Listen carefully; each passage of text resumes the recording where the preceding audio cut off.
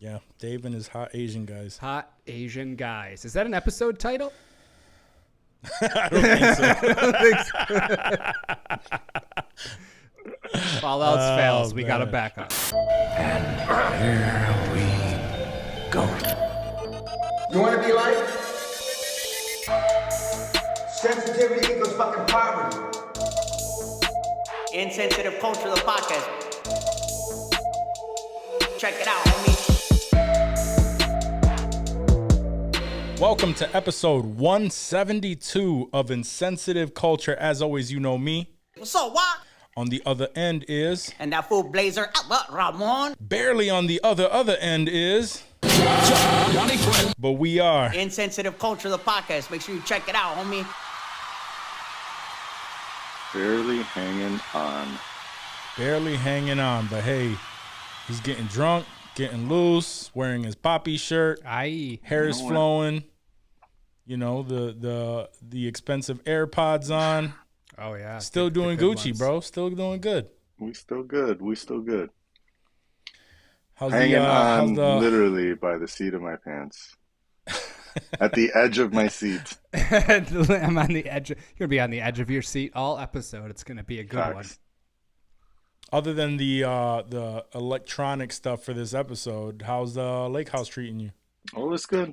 It's we're getting shit done. It was pretty like gnarly when I got here. It was like water spilt all over the place. The pipes were sweating because Damn. Ooh, you know, it's hot as balls up on her. yeah. It was like just a bunch of whole projects that my cousin's been helping me out with. So getting things nice, you know, getting things back right. Is the grass spent out a of control? buttload of money for at this? Home Depot. No, they also helped me out in that space. You know, he's got like a Nice. 15-year-old son or so. So as soon as they got here, they heard to cut the grass. I was like, oh shit, Hell that's yeah. what's up. That is what's up. Nice. Yeah, they hooked it up. Facts. Good family. Love it. Facts. Dave, how you doing over there? I saw you posted up some crazy hit on Top Golf. Oh, You've been yeah. Top golfing. I've seen Mad Top Golf like on IG and just everywhere. Like it's been popping off lately, and I've always wanted to go. Yeah. And it was a birthday, so like after we were done doing normal birthday shit over the weekend, they're like, "Let's go to Top Golf," and we just we hung out there for a little bit. And I mean that was a really good shot that happened to get recorded, but I shanked and sliced so many of those fucking balls, dude. It was a lot tougher than it looked. But yeah, that was like one of the few good shots that we had. And like there's like 3 levels. So like if you have it like it reserved, usually you can get up higher, but like if you just show up, you're usually on like the first level wherever they have some like open space. And we happened to just be on the 3rd level, even though we just showed up at like 11:30, something like that. And it was just popping, dude. Like there was drinks and just, fucking around. Like you don't have to be good to fuck around at one of those. Like it was really, really fun. If there's one close, I think there's one in Buffalo. That might be the closest one to the Rock. Super, super good time. Mad fun. I don't know how I would do on the 3rd floor with my vertigo. No, you don't really see, because like even outside of like the platform, there's like a big ass net and shit there. Like if something did happen, you'd get caught and shit. But like it's not. You're not I that don't close to the edge. No, it wasn't bad at all. I mean, I don't have vertigo, but at no point did I feel weirded I out have a or little. unsafe or anything. I have a little, and I've never had an issue at any of the heights on top that Top Golf. All right. I'm down. We're at that age now. Like all of my friends are now golfing. Like they're into golf. They're getting into golf. Yeah, You that's know, how I've we know noticed. we're I'm the getting only one. The boys I'm the only are, one that your hasn't homies really are jumped in. golfing a lot now too, right? Yeah. D, Donald, he's been into yeah. golf and He's been into golf, but still, it's just like enough people now that I know are into golf, and I'm Yeah. like, I mean, golfing is just podcasting for older dudes, basically. sure, yeah, They want to get together. Yeah. They want to have some drinks, talk shit.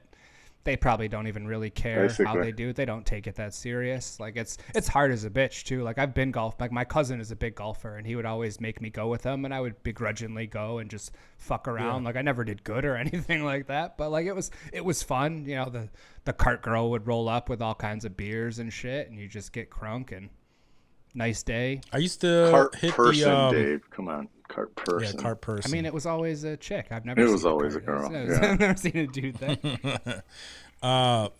Johnny, I used to go with you to the driving range. That was That's fun too. Yeah. the only time I've ever really done anything that had to do anything remotely close to golfing. I've never actually gone golfing, like, you know, hit 18 a few holes. holes or whatever. Yeah, the 18 holes or whatever. 18's a lot. Never had that experience, but I'm sure I will. Once things get less crazy in my life, that seems like something I would probably enjoy. I would enjoy that Takes more so than much like time. fishing. It does. It takes a lot of time. It does, but Yeah. I think that's you why gotta they like it, dedicate, though. like, It's good. yeah, because it keeps them away from their wives Keeps for them- yeah, 4 or 5 exactly. hours, you know. Exactly. Usually wake up, and it's a day drinking event, right? Like you usually wake yeah. up super early on a Sure. Saturday or Sunday, like, and you're already on the freaking course by like 7:30, 8 o'clock tea time, some shit Hitting like those that, and by morning like brews. 8:30, you're already pounding Yeah. a couple drinks You're in bed back, by so like 6, 7 o'clock on those days. easy. and all of these reasons are why I say that I would enjoy this. Fair. I would enjoy this pastime. It's just not that point in my life yet. So, but once things balance out and you know I have a little bit more time, I may look into jumping in with the fellas and Yeah, time is with the my luck, like challenge. with my luck, like everything else, right? By the time I get to that point, everyone has now lost interest in going out and golfing, and then it's not a thing anymore. But That'll never happen. we'll see. Just top golf it. Yeah, Exactly. I'm down for that. I'm sure.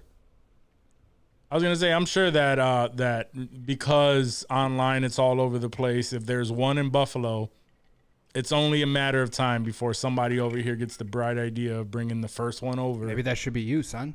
Look into that. Yeah, I have all the money. That shit was popping. bring up, that shit Top was Golf. popping. Could be like I'm sure. franchising a Chick-fil-A. You only need like 10K. Yeah, Get yep. a PPP loan. Have that shit Yeah, forgiven. that's true. That's You're true. Gucci. Get that PP loan. Let's do it. I'll give you a PP loan. That OFPP loan? I already have enough to go around, so. Ho PP or Birthday loans? joke of the. Oh man! All right, let's get the questions popping. Let's get it popping. Hit us. All right, fellas. 4 dudes. Who would be the most effective at defusing a bomb? Ethan. I didn't know where that was gonna go. Ethan Hunt. Why did you start off Wait, with where did four you dudes? think it was gonna go? I don't know. You All just right, start guys. off the question, 4 dudes. 4 dudes. Each got 8-inch dongs. You gotta bang one. Okay, no. Most effective at defusing a bomb, you fucking weirdos. Ethan Hunt, James Bond, Jason Bourne, or MacGyver? Bomb defusal. MacGyver, son. No, I mean, I thought that, but I feel like MacGyver could make some dope bombs and do some crazy shit, but I don't know about defusing. Is he a diffuser? Nah, I believe I mean, so. yeah, he would defuse bombs. sure It he would just be could. like with a paper clip and you know some cloth that he found or some shit. He would like ghetto rig it like he always Yeah, does. With some, ghetto I rig don't it. know if I'm comfortable with that. 'Cause- If my life depends on it, I don't want him coming in there with like some staples and a fucking toothpick and James Bond is not defusing it. James. He's He's getting there. He's getting there too late, and he's taking the bomb with him, jumping on like a bike, getting somewhere Throwing to it. like throw it and get it. I mean, that's Which is probably still- just which as is still good, right? legit. Yeah, it's still legit, but Yeah. you said defusing Yeah. a bomb, not relocating it Right. to save everyone. Ethan Hunt, I guess, would be the best. Isn't he doing the same thing though?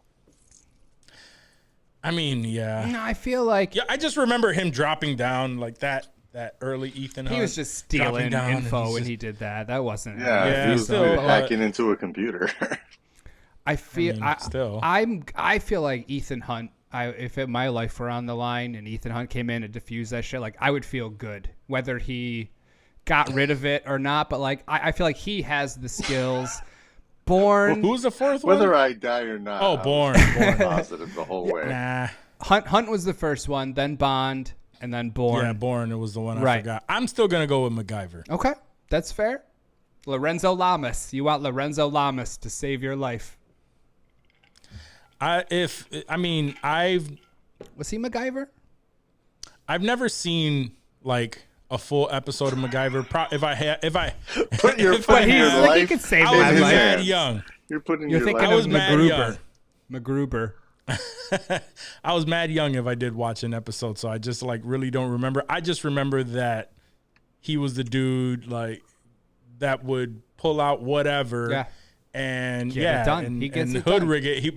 He would get it. He would turn it off, and he would get it done. But it was like the most roundabout way of And doing you'd it. have 1 second left, shit in your pants. Yep. Like it wouldn't Yep. even really be fun. But hey, he didn't die. he didn't die. in any of his episodes. That's true. So That's true. so I'll stick with Richard Dean Anderson, by the way. Richard Dean Anderson. Who did you say? What did Lorenzo Lamas do? He was somebody on some He was show. Lorenzo Yeah. Lamas. He was in something else.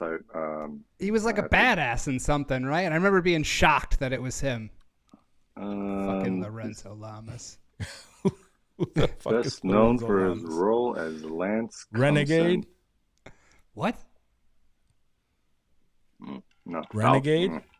He's known for Body Rock, Falcon Crest, Grease, and Chinaman's Chance. I mean, I know him from Greece. Like originally, he was just like crazy nerdy. He plays Meep and Phineas and Ferb. Oh, what maybe it is. that's what I was thinking of. Phineas and fucking Ferb. Phineas and Ferb, that's what you were getting confused with MacGyver. Yeah, it was a good one. So close. It's gonna bug me now if so I don't close. figure out what the fuck it The was. Love Boat? No. he was Ah, on the 5 Love episodes. Boat. Yep. No. Another one. He was in all those shows. I He mean, was he in was- Fantasy Island. Falcon Crest is the one he has the most Falcon appearances. Crest. Wait, that's the super- Hitchhiker, Renegade. maybe. Hitchhiker? No. Maybe the Hitchhiker. I don't know what the Hitchhiker was. Air America. I remember the Hitchhiker. Was that a TV show? The Bold and Yeah. the Beautiful? I'm betting it's The Bold and the Beautiful. I bet it is the Bold and the Beautiful. No. Yeah, bro. I don't know where the fuck you I use don't know. that I don't from. know where I You pulled got Lorenzo Lamas from, but I'm glad I caught it because it didn't sound right after I said it. I'm like, The best one, the best was one that I can kind think of of is this impressed. show called Renegade. yeah, Yeah. no, none of these even sound vaguely familiar. So you're still going with MacGyver then? Renegade ran from 92 to 97. He's like in 110 episodes, so that's That is and he a looks like decent a amount of. badass dude on a motorcycle. Okay, I don't. It doesn't sound And familiar, I but use maybe badass loosely. I just have it in my head. Or maybe I'm just thinking of him from Greece. It's just I a don't- I don't name know. you have. Like, it's just like one of those could be names that from you pull Greece. out Lorenzo and no one Lamas. ever challenges you on. And you're just like, oh, yeah, I remember Because him. nobody He knows was in Miami MacGyver's name. Vice. He could have been. He had the Miami Vice look for sure. Yeah. Did you pick somebody, Fucking, Johnny? Lorenzo. I'm picking Lorenzo Lamas. I'm not. writing it in. I want him to diffuse that shit. No, I haven't picked anything. I mean, MacGyver sounded good, but you did make me question how many times he has diffused something versus, like created something. Yeah. But either way, like You think he could he still doesn't hatch up something? lose. I mean, to be fair, none of these guys. I was ever gonna say lose, none so of these dudes. I mean, technically, think Yeah. Bond lost, right? Yeah. Who's that? Not to a bomb though. Bond. Yeah. Yeah. Yeah, the most recent Bond did, and it was to missiles, so slightly different. Yeah. That's fair. But no, yeah. I mean, you really can't go wrong here. So I'll just go. I'll go Jason Bourne. He could get it He's done. a pretty if he smart needed dude. to. Yeah, If it I had to think do he's- with him figuring out who he was, because that's really all he cares about. Like if you're being like he's not coming to save you unless you can help him figure out who the fuck he was and what the fuck's going on. That's all he cares well, about. once really. that's only in the first movie. After that, it's all about revenge. Now he found out who he was, and he'd still learned new things along the way. But It's the true. missions in Bourne 2 through 17 were all about just getting revenge on Treadstone. Yeah. And Brian Cox, that cocksucker. I just remember him being a huge asshole in that movie. Bro, I'm watching a clip of MacGyver defusing a bomb with silly putty. Oh yeah, see? I don't trust that. I don't trust that. But it Silly works. putty. That's the thing. He never loses. Those are 80s bombs though. There's some new technology these days. I don't think silly putty's gonna fly no more with a fucking hair trigger. It's great. Oh, you know what I should have said? I was thinking, what about Keanu Reeves in Speed? Jack Traven. Wait, did he actually There's a defuse the bomb on under the truck? bus. No, the bus totally blew up, but like nobody was on it. It was all good. It was all good. Everybody got off the bus safe. He couldn't figure out anything except I'll just keep driving. If he had some more, I mean, that's tough. What would you have done? Yeah, he went to the airport. He did what he had to do. How are you putting me in this situation? You think you're such a bomb diffuser over there in your storage I would have done the closet. same thing, honestly. Yeah, I I would mean, have just been like, Don't slow down. yeah, don't slow down. Let's keep this above Keep 50. this above 50. I think I would have drove too. I don't want some random bus chick driving the bus when that shit's about to blow up. Yeah, I don't want any woman behind the Oh, about to get I'm canceled. sorry. I know it's I fair. don't want any woman behind That's the bus will blow up and the rims would just be torn to shreds. Nah, Danica Patrick. Son. She could get back there, handle her business. That's true. Yeah, she's a professional driver though. That's facts. not the norm. You said That's any not the- woman. You said any woman. that's true. Did say That's that. true. Want any woman back there? All right. Yeah. Okay, so it was Ethan Hunt, Bourne, and MacGyver. That's what we were going with there. That's fair. That's Yeah. fair. We're all gonna live. There's no wrong answer, fellas. I'm just curious. Yeah. And who do we want driving the bus? No women. No women. Keanu. We want Keanu to Except drive. for Danica Patrick, the Amy Schumer of driving. What? No, Danica Patrick's a good driver. I'm just joking.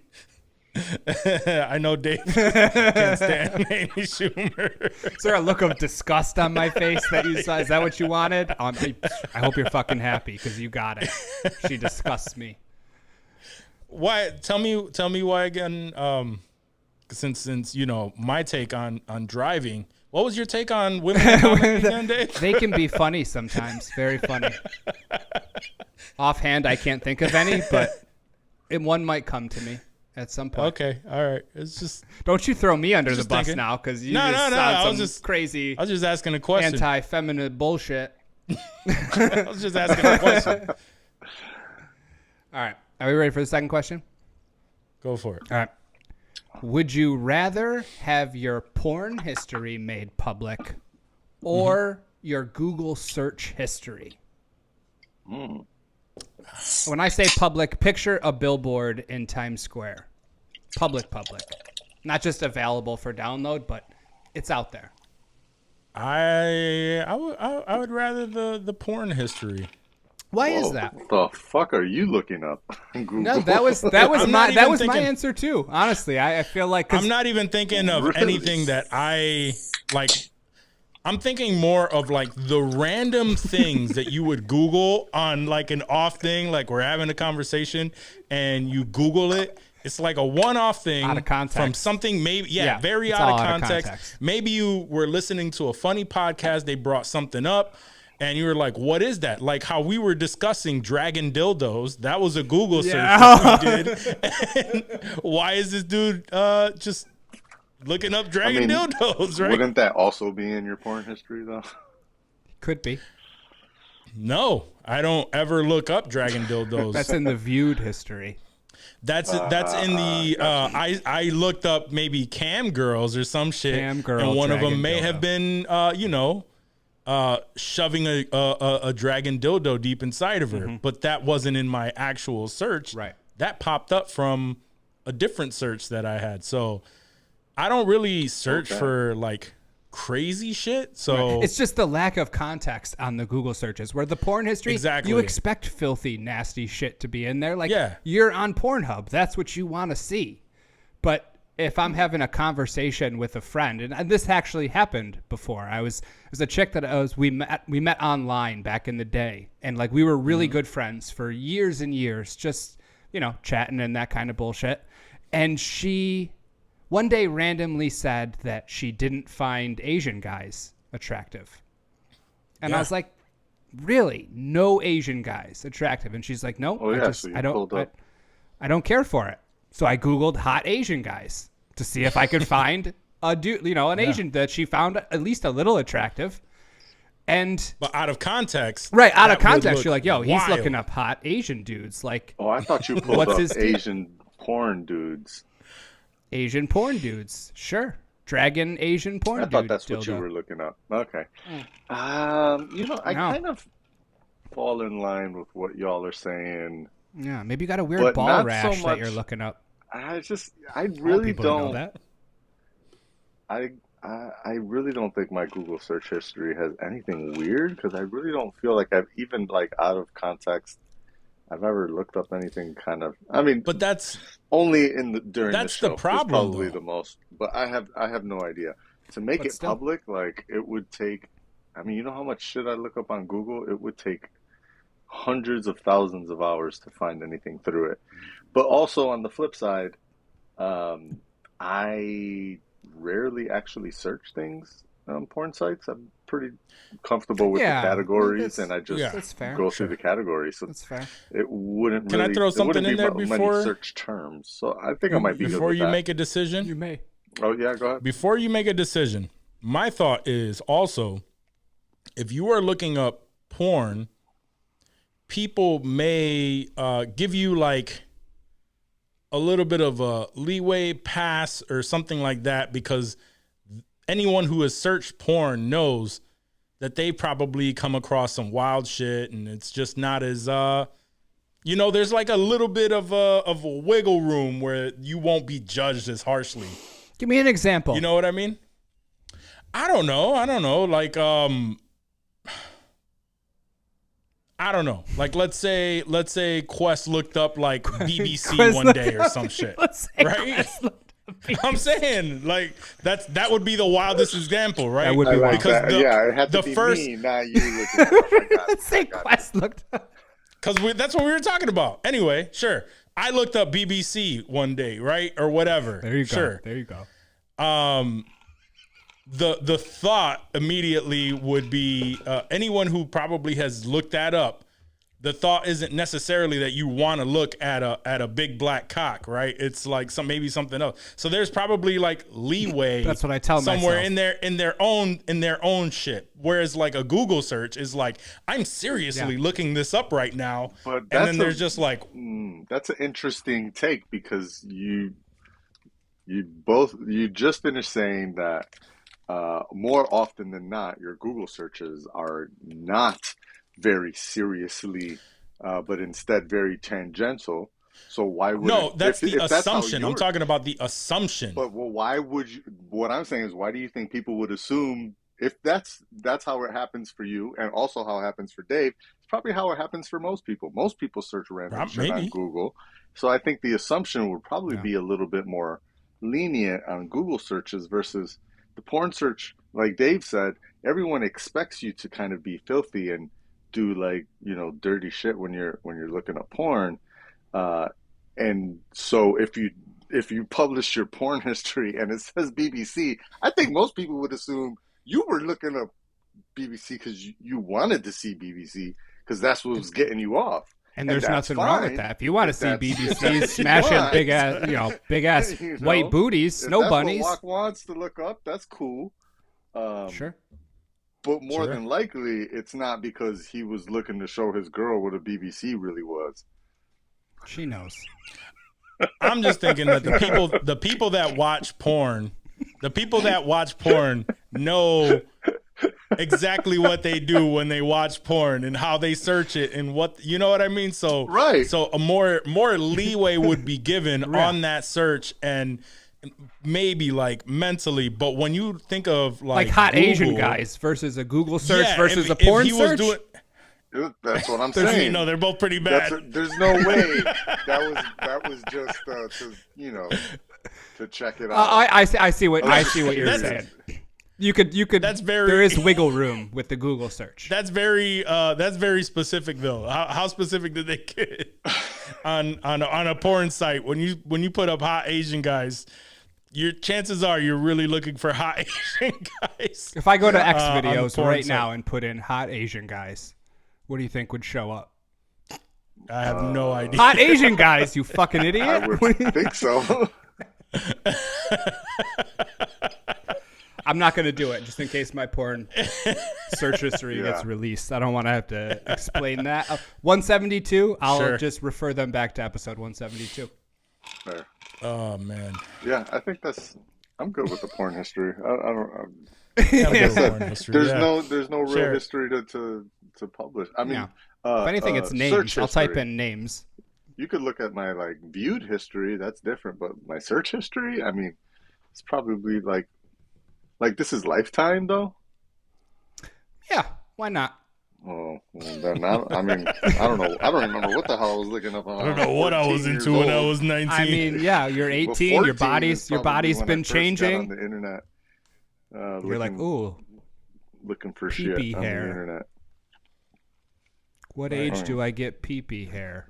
It's either like big tits, little tits, big butt, little butt.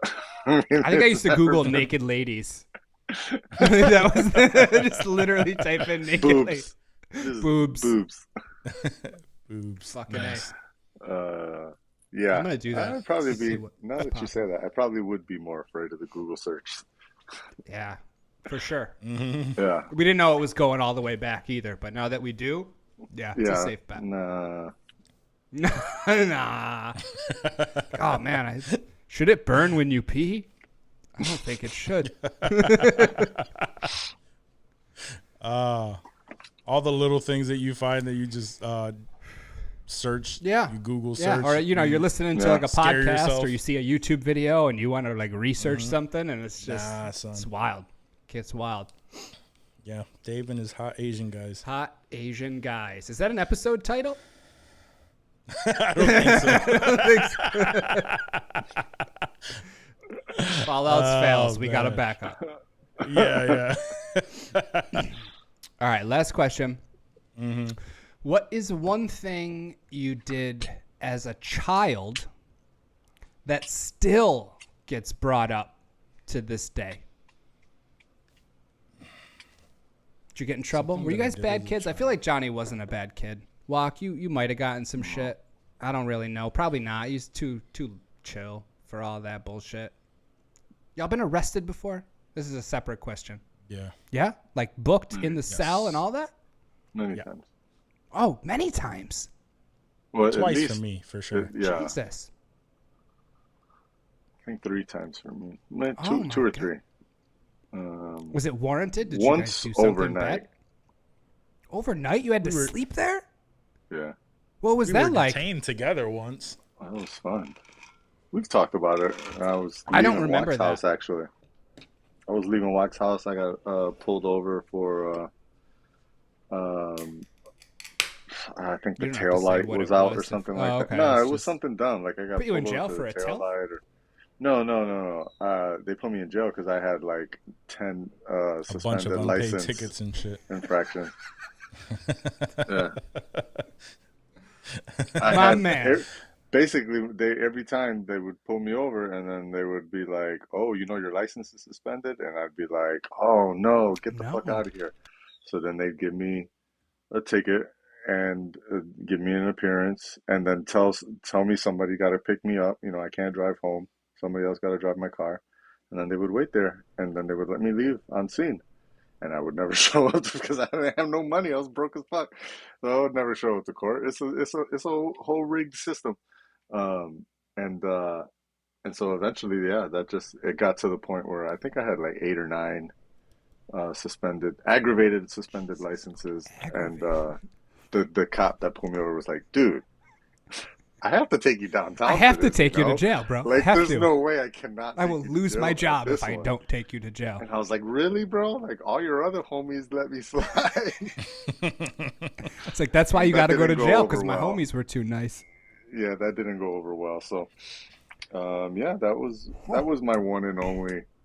Like Yeah, we were I detained was together. downtown, like downtown Rochester, in lockup. You know, I had the sandwiches, everything. I mean, it was like I was in the, I, it wasn't like the downtown, like when you visit your boys that are like locked up downtown. It wasn't that. Right I off was of in, like, I 490? guess I mean, that's where I was. Oh, you were still there. I was Okay. there, but I wasn't in like a prison or it's not Yeah. prison, it's jail. Sure. Like I wasn't in the jail section. I was Yeah. in like It's like a holding. a drunk tank holding overnight thing. You know, there was like 5 people in my room or whatever, and I gave some other dude my sandwich because I wasn't gonna eat that nasty ass shit. No, fuck that, bro. I would lose so much weight in jail. I'm not eating any of that bullshit. I'm eating commissary snacks and doing push-ups, just banging That's out. what happened to 1,000 a me day. too. When I was when I got locked up, they put me in a cell with all the people that were drunk and like passed out.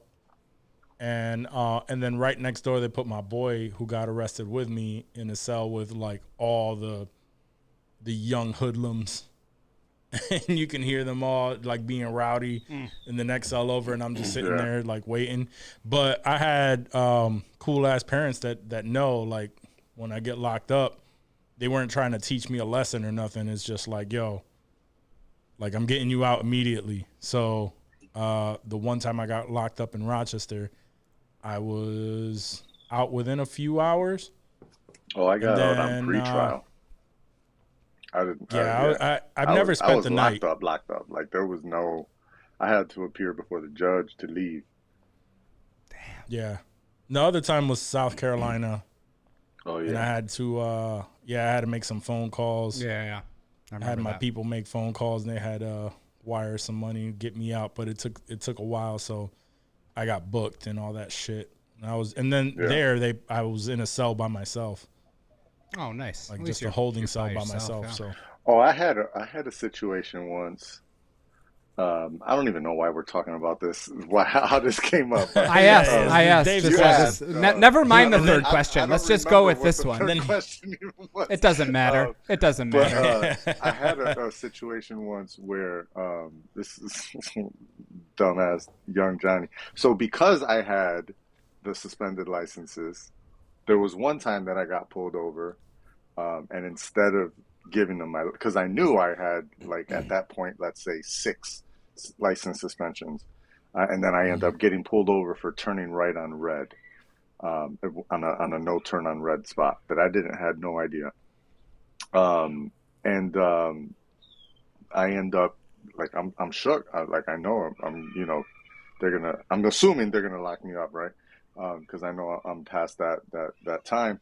So I actually I gave them my brother's name, and I knew his address and I knew his license number. I can't remember why, but I had all that I was gonna say, information. that's a weird thing Yeah. to remember. For because Johnny had a bunch of fucking yeah. warrants Ricky for his arrest. Debo and all that. It had crossed my mind at times that I would do this, and then the opportunity arose, and I actually had to, so I did. And he looked it up, and he was like, "All right, you're all set." He gave me a little ticket for no turn on red, and then I was on my way. And I forgot completely all about it because it wasn't mine, so I never got Right. like the ticket. No.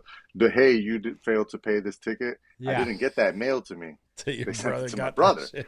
My brother ignored it like this is some bullshit. I've never in Rochester. I never did So this. then What are you talking? don't show up to court, doesn't get paid. He Tell me they you got end picked up. Tell me you got So picked up. no, they end up calling him. So this was in the town of Webster. Okay. They end up calling him and telling him, "Hey, you failed to appear in court. You had this ticket, all this shit." And he was like, "Fuck, I've never been there. Right? That doesn't make any sense." And so they go back and forth, and he's like, "Dude, I'm telling you, like, I haven't lived in Rochester in like 10 years.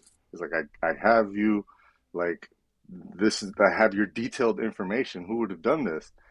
And my brother sold me out. He was like, "I don't know. My brother lives up there. He probably would have done something like that." Damn. And so he calls me up, and he's like, "Yo, did you do this?" Because at that point in time, he was definitely way more like, protective of his By the book. name and super by the books, and also like a very like he was much more of an asshole than typical. So like throwing me under the bus was the least of his concerns. He was way more concerned about protecting, his reputation, which is Sure. his prerogative. Absolutely, Which is completely fair. understand. I was fucking up, right? For sure. So He's not the so- dick in this story. yeah, he's not the dick in this story at all. And so yeah, end up being he calls me, challenges me, and he's like, "You better fix this." And now I'm shook, right? I'm like, "Fuck, my sphincter's like this, right? Like I'm shit is going downhill. All right, I gotta Did you Google take it? care of this." So I end up calling I called in, and they're like, "All right, yeah, no problem. We just need you to come in to pay the fine, and you'll be okay." And again, young dumb Johnny. Yeah, basically, I get there. I think my girl was outside. Like my girl drove me. And I She's turned still waiting myself there. in, She's still waiting. and they were like, they're just typing shit up, and oh no, we're just doing a little processing and all this shit. They're like, okay, yeah, just put your fingerprints right here, and I'm like, they're doing a lot of shit for just paying a little fine. Shit. And I start like, and That I'm like, asshole's can I tightening up Can I again. just tell my girl that we're gonna be a little longer? No, why don't you just stay right there? And I was like, oh yeah. This is an arrest. Like, I'm if going I to can't jail, leave, yep. then I'm arrested. And by the way, star asterisk, arrests I've been arrested many times, because an arrest is literally just when they handcuff you and they put you in the back of the You car were booked. or detain you. Yeah, these are bookings. So Yeah. the only reason I bring this up is because this was probably one of the worser situations. Worser, that's not a real word, but one of the worst situations in that. All right, so I show up. He gave me the surprise. You're actually getting arrested thing, right? What made it worse was that, all right, now he cuffed me and he said, all right, we're going to let you go on scene. But the problem is, you have an outstanding warrant in the town of Irondequoit, and we have an exchange situation with them. So we're going to drive you to the border of the town of Irondequoit. An Irondequoit police officer is going to pick you up and take you to lock up there, and you'll get booked in Irondequoit, and then they'll decide what they want to do with you. So then I had to. So then, they how is literally- that a let go situation? So he let me go. The town of Webster said, "You're free. You've paid your fine. You're good to go." However, Irondequoit wants what's due.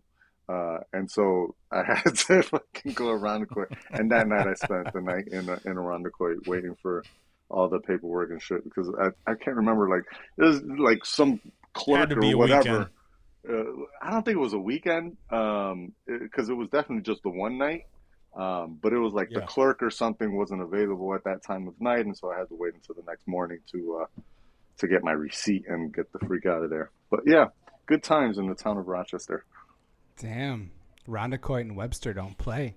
No, they don't. Nah, Gates, yeah, no, Gates pretty Place. much. Gates Place. There's not a place in Rochester that a suburb at He least. hasn't been arrested. I was saying, slap some steel on my wrists. Nah, closest I came to getting arrested was at a block party when I was a kid. Some cops showed up and they were fake arresting kids and putting them in the car. So he cuffed me and he put me in the car, and then he let me out, and I ate a hot dog and played baseball in the street. So Yeah, How that is sounds like that, the like- best. Sounds story about of white. ever. That sounds like some 80s shit. Like, how is that like a fun activity for the cops to pick all the up? white kids were like, "Please arrest me, sir," and I was like, "Yo, please arrest me. I seen this shit on TV. What's it like?" Oh, It was dope yes. because I got to just bounce. Exactly. So Fun wait, times. so the cop arrested you and then afterward gave you a sausage? Yes, I had a hot dog. Okay. Well, okay. That's crazy, bro. RPD. Yeah. That's RPD. How did you get arrested and then they gave you the glizzy, bro? Hey, Pause. when That you're tracks 7, you for don't know Rochester. any better. Yeah. Even And more Dave so was when just you're like- 7. Nah, I was older than that. I was mature enough to make my own decisions. And then Oh, so Dave was you like, you "Yes, please." consented. I was like 12. Yeah, I knew what was up. Consented to the glizzy.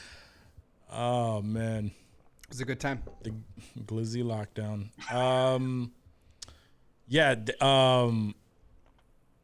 Quest and I were detained once, but that was, I think we talked about that before. Oh, We were yeah. detained together because they thought I was selling him drugs. Were you? No. No, we were going searching for- together. We were going to get drugs, but he did Yeah. not sell Yes. them to me. And we kept telling the officer, both of us told the officer that, like, we were trying to buy drugs, but no one was there. You're impeding. So us We have buying none. drugs. Literally. You can keep no- looking all literally over the car, telling but there's him. none there. So detained, He's you were like, just "Yo, like on the side of the Johnny- road or what? Johnny hadn't smoked in a couple of days, and that was the thing. Is he was like, "Yo, I haven't smoked for whatever reason," and he was like, "Yo, let's go to what was it? I forgot the name of the street, but anyway, we go down the road where we normally buy our dime bags, and there's no one there, and then to get out of that, it's a one way. Then you make a right, and that's a two way, but it should be a one way. Like it was a narrow road, so there were cars coming. Johnny pulls over behind a car to let the other cars pass, and one of them happened to be a cop. As soon as they pass, he pulls out and goes, right? It's normal traffic rules. So because Johnny dressed the way that he dresses now, and I dressed baggy.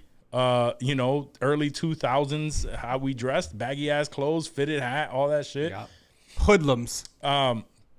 Right. So I then wasn't wearing then a t-shirt, by the way. Like, That's I'm that pretty sure I was poppy. like in a Yeah, he had, like, or a polo button-down or some something. shit. Yeah. Oh, damn. And he looks like fucking Mark Anthony. So of course, and he it wore was- his it was, like, glasses and right shit. out of work. Oh, yeah. Yeah. So then he gets Borderline so then white we- boy. he- Glasses, like- yes, with glasses automatically makes you suspectful. Oh, sir. I mean, no, You're just to suspicious. complete the fucking ensemble. Oh yeah, for sure. fucking. On top of that, he's And got then- glasses. No, and then so then Suspenders. Johnny's like, "Yo, the cop just pulled the Yeah. Yui," He sure did. and he's like, "Yeah, I mean, he shouldn't be coming after us." And of course, he was. He followed us, Yeah. and then detained us, put us in separate cars. Was asking us questions. Of course, we're answering the questions just like, "How do you know this guy? Met him on this day." Met him on 9/11. Met him on 9/11. I know this guy for 8 Yep. years already. What's his mother's name? Yeah. Like all this shit, and we're just like you're a prostitute. This is like, the, were you this trying is to the blow him? information, What are you bro. doing in I don't here? know what you want me to tell you. And then they let us go, but still. And the first thing he does when Johnny opens the window, and he hasn't smoked in days. takes a big whiff. He goes, woo!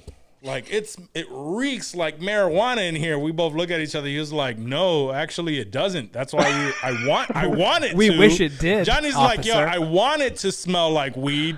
That's why we were down this Word. road, but there's nobody here." It'd be a lot Yo. cooler if I were high. I think Right. I think honestly that's probably the most honest I've ever been with a police officer Yeah. at that time.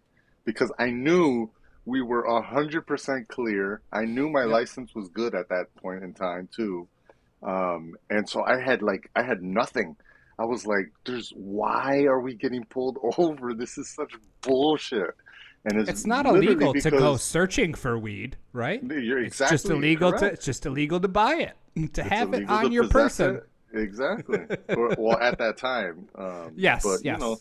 it's apparently also illegal to drive around with a tatted A up polo guy. on? And for me to have a polo and have a person in my passenger seat that has a backwards cap and tattoos. He said, Yep. "Pull over that ass, too Probably a fat." hoodie and shit. Oh, did you guys hear that firework? That shit just it was like a mortar just went off. Nothing. I heard nothing.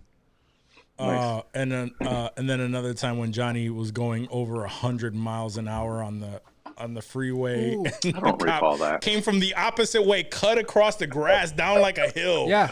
And like Yeah, I do and remember cut that. behind us. And I remember I was like, it was shocking to me to see that. And then he pulls over and Johnny gives him the, "I'm sorry, officer, I didn't know I couldn't do that." I couldn't go a $1.05. Yeah, and then the officer had told me to drive, like Okay. you need to let him drive, blah blah blah. Because And my I remember license was taking off, suspended. and then we did it. We drove up like 10 minutes down the road. He was like, "Yeah, I don't see anybody. We can switch again." Yeah. I'm like, my dumb ass is like, "Sure, Okay, I'm not gonna get in trouble. yeah, okay." So what else? See, that's one of the, cool buddies that let me slide so many times and why I ended up downtown You used up all those a year passes. later. 100 miles an hour, Yeah. and he let him go. Yeah, I don't know. Word. Good times. Good times. was good. All right, That yeah. was a good- Fuck that good third segue. Yeah, question. fuck- That was I'll that save was a that I good don't for even segue. another remember time. what it was, honestly. Like I said, Yeah, doesn't same. matter. Same. We killed it. Fair, we did. All right, man. Y'all want to talk? What do y'all want to talk? Y'all want to talk some Hollywood? Y'all want to talk some news? Oh, we could talk about them whack ass Indiana Jones Hollywood that just dropped. We could talk about Talk about the Supreme the Court Jonathan wilding. Majors, the Yeah, Supreme yeah. Court. Fine. Let's start it off with some Hollywood, and then we'll jump into some news afterward. Let's do it. Hollywood.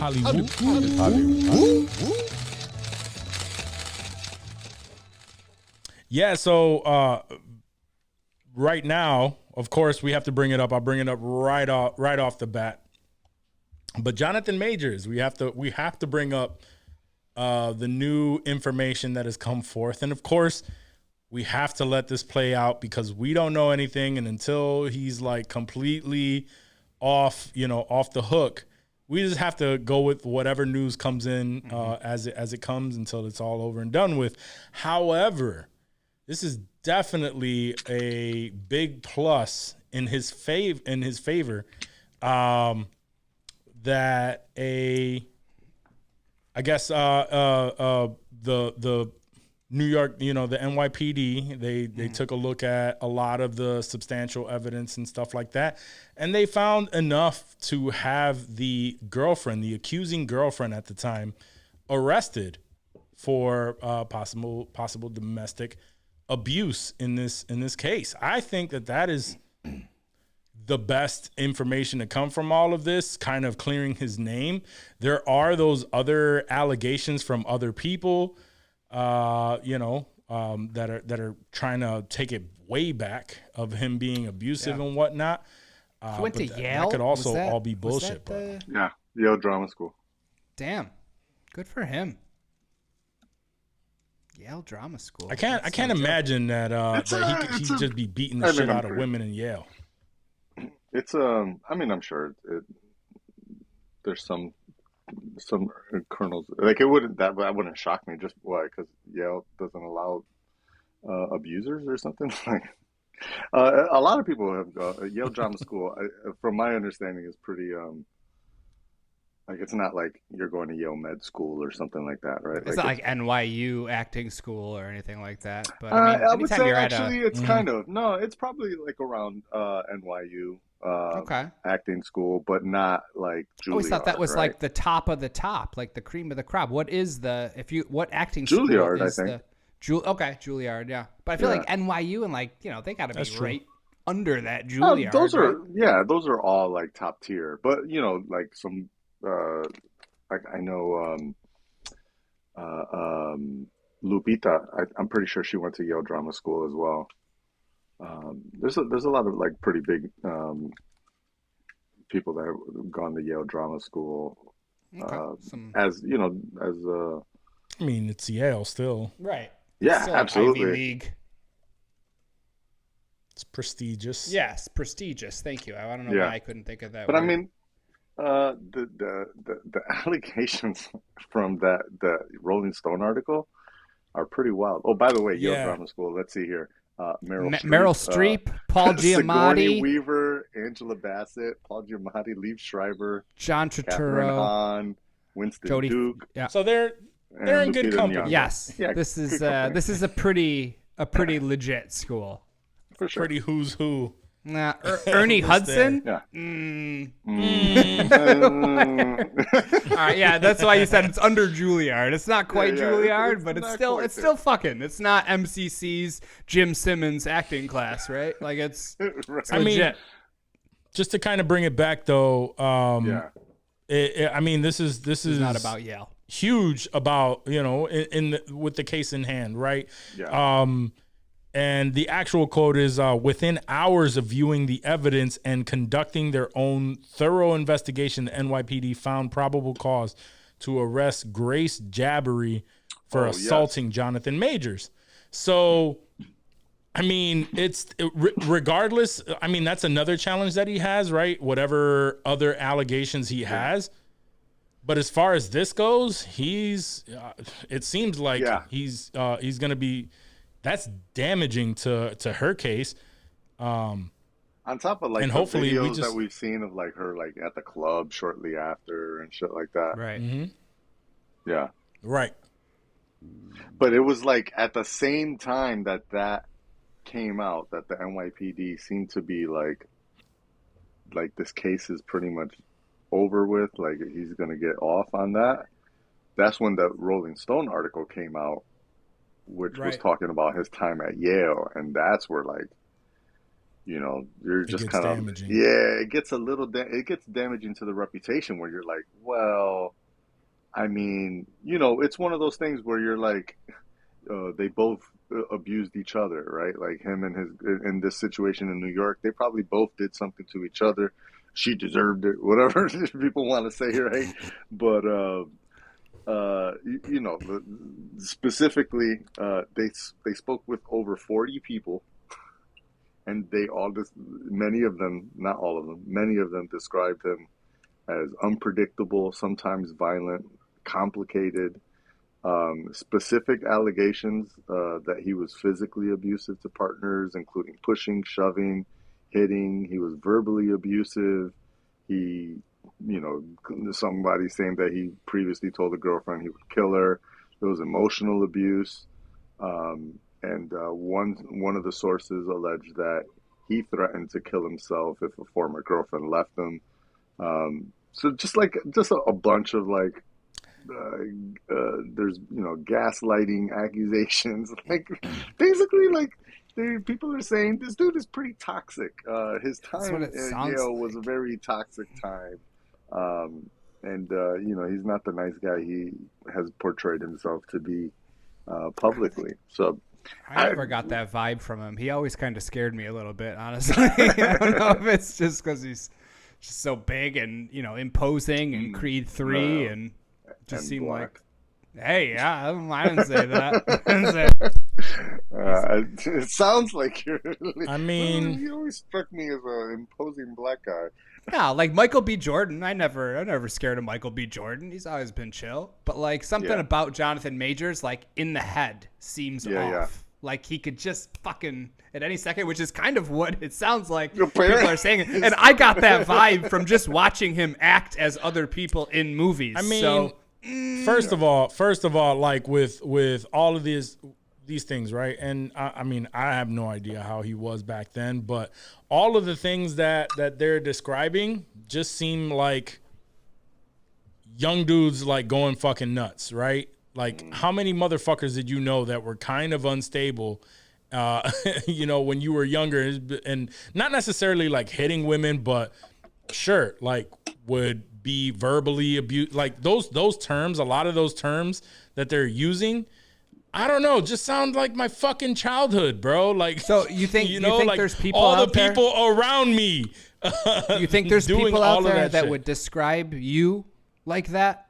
even though you were younger and crazy, like, because that description that people are giving, like, that doesn't sound like just a normal dude in college doing his thing, getting I'm wild. pretty Like, sure my ex would say some of those things, not all of those things, because I never hit her, or I never hit her. We argued a lot. sure, arguing. You know what I mean? There's nothing wrong with arguing.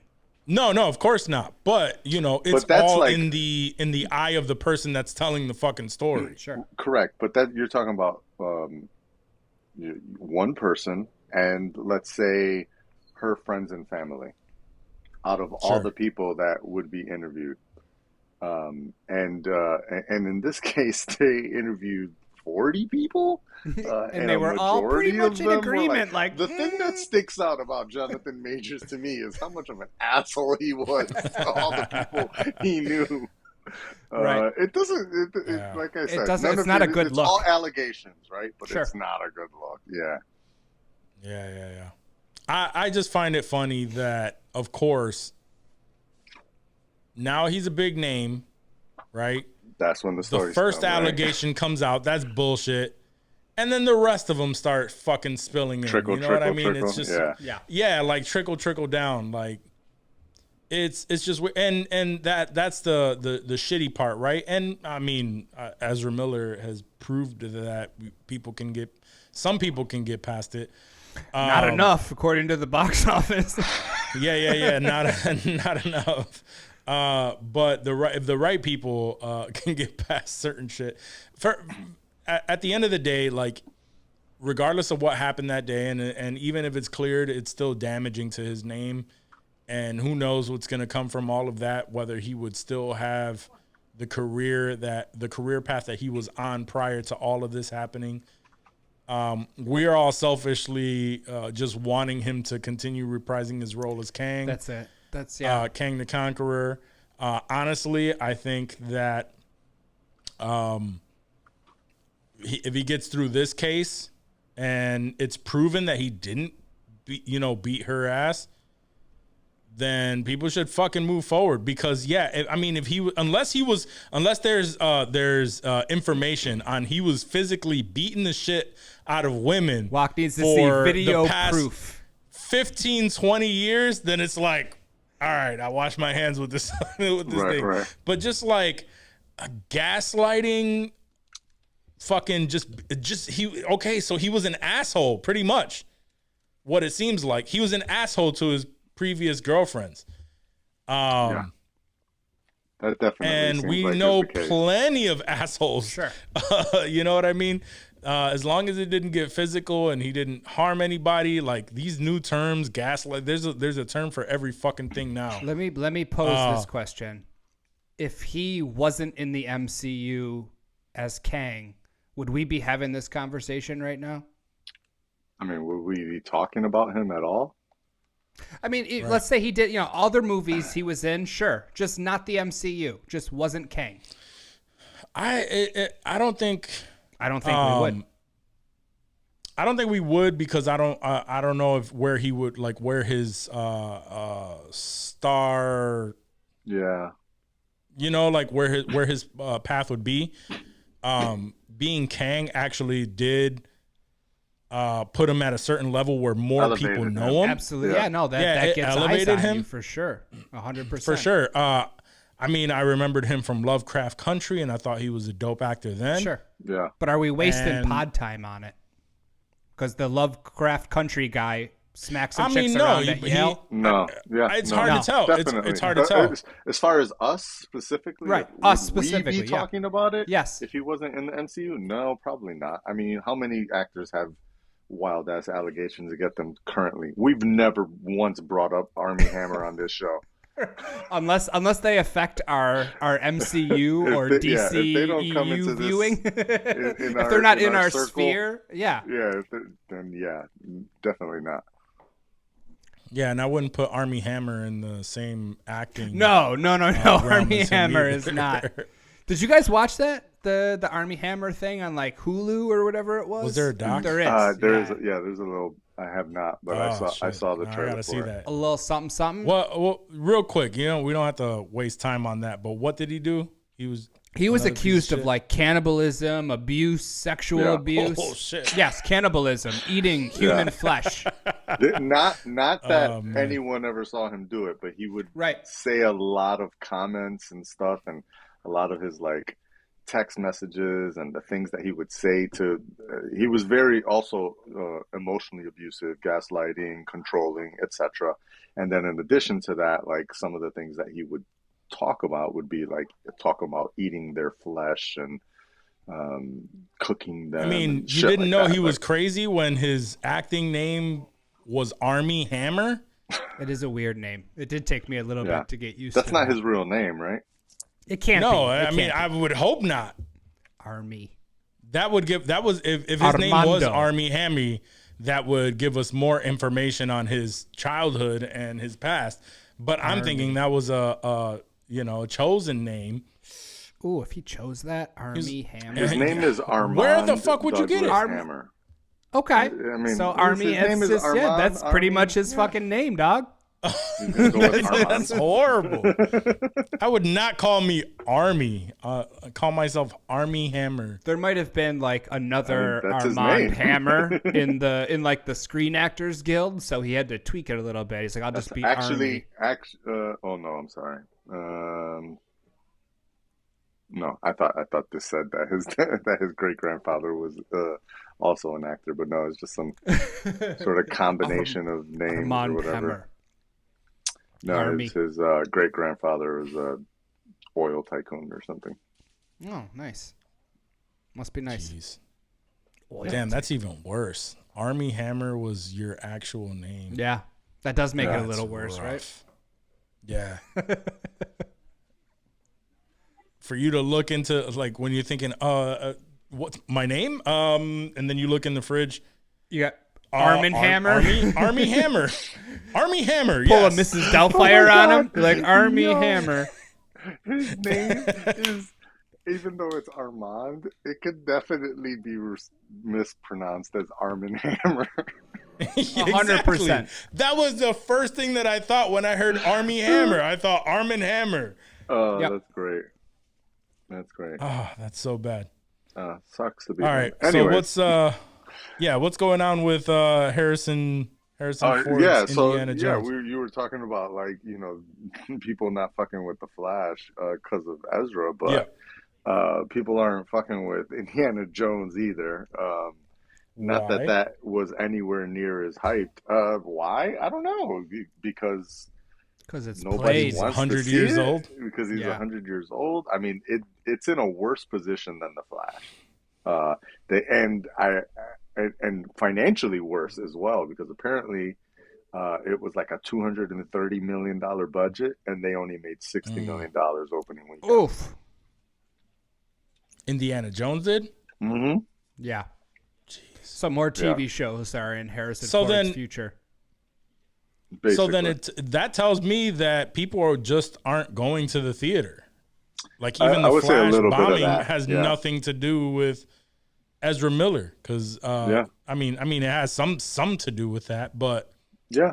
I think there's just a decline in general. But I don't know. But then you And get Mario these other just movies. fucked. You get the Mario shit that's doing Yeah, $1 billion. Yeah. That's because it's kids, though. You can't compare it to the kids that's movies. Fair. That's fair.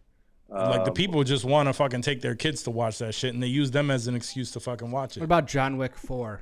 What did John There Wick you go. 4 do in the theaters? An adult film, not an adult film, but like, But an adult. let's also compare adult that to the movie. budget.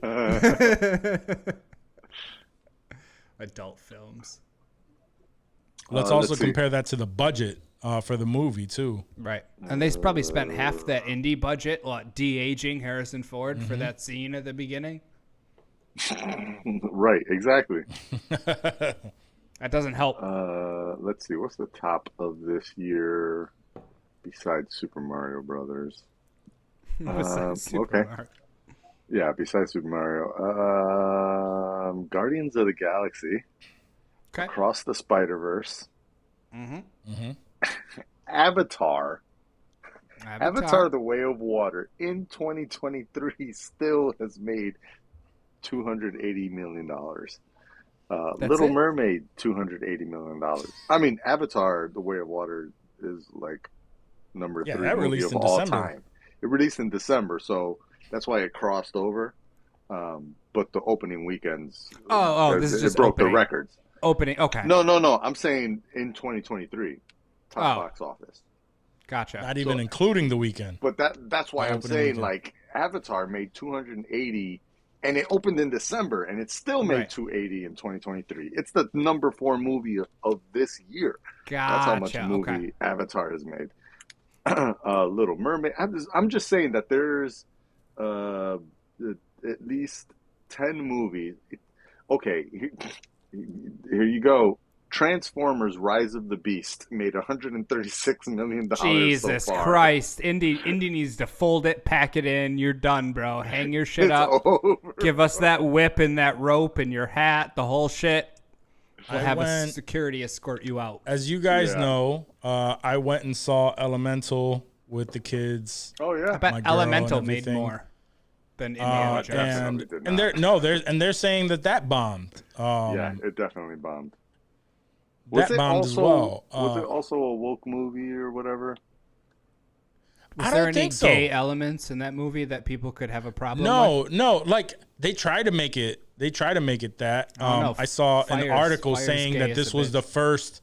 These were the first non-binary characters in a movie, and I'm like, I mean, I didn't see that. Zay? No, I didn't see that at all. Like the fire, the woman made of fire was obviously a woman. The dude made from water was obviously a man. Like Fire, you know what I fire mean? tits Like and a water dick? maybe How do I you know didn't this? hear them. Maybe I didn't hear them like refer to themselves as he, she, or whatever. Like would consider it non-binary, but they try to make it that. But I've seen nothing to, like the biggest one was that other A Strange World was obviously like yes. they threw everything that Blatantly. they could in there. Right. It was blatantly That's in your why. face. That's what I was asking. If this was like on the Strange World level of. No. trying to be- It was the story. It's all What it interpretation. turned out to be was a story of like an immigrant, where like the fire people were like immigrants. They came to this that's- world, bro. from their world. Woke. That's it. That's what you can't Yeah, push we an don't- immigration story. Yeah, the but that- I mean, anti-woke I don't guess like immigrants, Disney. dog. I guess, Yeah. And but it's an immigrant story. Yeah, It's an anti Disney world right now. The yeah. the MAGA crowd is against Bob Iger and everything he represents. I just don't get it. Like, okay, so now we're just gonna ignore the fact that everyone, like, literally everyone that is in America was once an immigrant. Their family was once an immigrant. Unless Oh you're yeah, Native people don't American. care about that, bro. Yeah. Yeah, they don't care about that part, right? People don't care about What that. are you? So this was a Pixar I'm Italian. movie, right? This was a Pixar Yes, movie? Pixar. Yes, yep. So I'm gonna say, I blame Disney. Right? There's been very little promotion for this movie. I have seen and Sure. heard about it, but very, little bit. very little compared Yeah, to other very Pixar little. movies. And I really feel that Pixar, in a way, has lost a lot of its mojo. And I don't know what it is. I'm not saying that the stories are not compelling. I'm not saying that this movie wasn't great, because I'm sure it's fun and it's entertaining, but it doesn't give you that, that Monsters Inc. for one. It doesn't give you that. You get that classic those feeling, huge- like, yo. Yeah. yeah, yeah. like I feel like Pixar's biggest films recently have all been like sequels, but like a hardcore original that's made a bunch of money that came from Pixar. Yeah. Ooh, and I'm gonna say something controversial here. Oh. I feel like the talent at Pixar was in all the abusive fuckers that they fired, like John Lasseter. He was one of the biggest storytellers there, but everyone hated him because he was an abusive guy. And so they, during yeah, the the woke purge. They they got rid of them, and and they've been suffering ever since. Like there's been a lot of I mean, I butt don't know. Luca was a good movie, but it came out Luca. during the pandemic, so it didn't get a Sure. theatrical release. So I think that's probably the one that I would say probably would have been a really big movie if it had gotten theatrical. But outside of Mhm. Luca, like, man, there really hasn't been hit Pixar films. Well, hold on. Let me see. So yeah. I got them here too. I got a list of the We'll Pixar. see. Obviously, we know all the OGs, right? And then we had Coco, which was great. Incredibles 2, Toy Story 4. Then Onward. Sequels, Onward. those don't count. I Onward. It's sure. good, but- I'm just going through the list. Yeah. I enjoyed Onward a lot. I did, but Soul- it wasn't a theatrical hit. Yeah, Soul, not Soul's so bomb. much. I don't even think Soul and, came out in the I theaters. mean, but I think these- Soul was direct to Disney Plus. Yeah. And Onward was one of those where it released in theaters very shortly because it dropped in March 2020. So Yeah. Oh, yeah. theaters were in decline. I remember so Onward th- specifically during the pandemic. Yeah. Sure. Yep. And then Luca in 2021, which I want to say that went straight to Disney Plus, and that a lot of people were talking Yeah. about that. Turning Red was controversial. My kids And love that it. was also a direct to Disney Plus. Yep. Correct. Yep. And that was controversial because it had to do with like Periods. euphemism for periods and all that shit. And So then it was- Lightyear right after that. Also, and then direct- Lightyear, which was And Lightyear- controversial. Wasn't very successful. No. Lightyear was controversial because of all the people butthurt that it wasn't Tim Allen and it wasn't the story of Yeah. Buzz Lightyear and blah blah blah. And then when they got over that, they were butthurt because in there was a lesbian couple. That's true. Yeah, that's You right. know, Yep. in a very quick scene. You know what I mean? Does that mean the Where- woke crowd, or the anti-woke crowd, actually has pull against Disney? Like, is that what we're claiming here? Like, I don't think so. I 'cause honestly I don't want to just- give them. I don't want to make them feel like they got power. No. Looking no, I at wouldn't this say that. list and like when the movies were released. So Toy Story 4, obviously Toy That doesn't Story 4 count. gets a whole. No, it doesn't. No. Listen to what I'm saying. Toy Story 4 came out pre-pandemic, June 21st, 2019. That was the Yeah. last Pixar movie that I can remember a lot of push for advertising, Right. previews. After that, Onward in March 2020 until Elemental now, all, post COVID that just have not been getting the play, not getting the Lightyear advertising. was the only one. What was it? Lightyear was the only one that I saw a lot And of. yeah, like you got a push for. decent amount. Absolutely. And that was towards the end. But I don't think it's the wokeness. I honestly think I feel like COVID has put the kibosh on a lot of that Pixar success. I don't know if it would have changed the advertising. Obviously the movies were good. I've been watching them as they come out. I don't think it's wokeness. People are crying about the price of movies right now, like to go to a theater. I get it. I'm hearing because I was given, me and being online and talking shit. So, because like I still very much like here I pay like $8-9 for a movie ticket, which is like it's less than a fucking value meal, bro. A quote unquote value meal, right? At any of the fucking restaurants. A lot of people are saying that in their respective areas, it's closer to $18 and $20, right? per ticket. That's what it is out here. And then on top of that, you're buying like the popcorn, you're doing all that shit. When we went to the theater, we spent over almost $100 just on snacks. Right. So I understand that. Like, I understand that stance is not a good time for the economy right now and shit like that. But I'm always like, I love But you don't need to do that. You don't need to Agreed. to have all of those snacks. No. Like you don't Right. need to do any of it. If you're gonna go for a movie, you know what? Go to a Dollar Tree. Sure, it's now $1.25 instead of $1.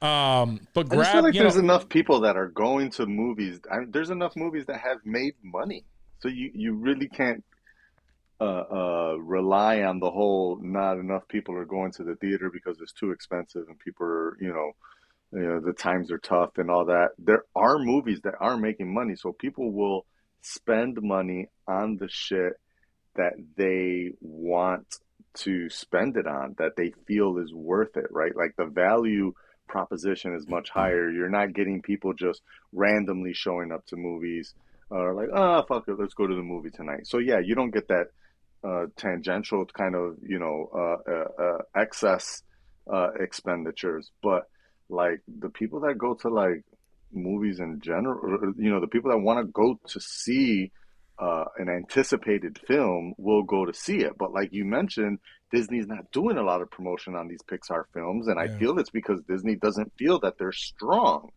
And if you go back to your list there, outside of Toy Story 4, John Lasseter left Pixar in 2018. What has come out since 2018 that anyone was like clamoring about? If it wasn't a sequel, just Toy Story 4. That's it. Honestly it. yeah, that was the last thing. And that's just nostalgia because Toy Story is a powerhouse name. Right. Like it's their Absolutely. first movie. We're still Anytime getting you're the going to fifth continue that, like Yeah. when they do a fifth one, last that'll original. make money.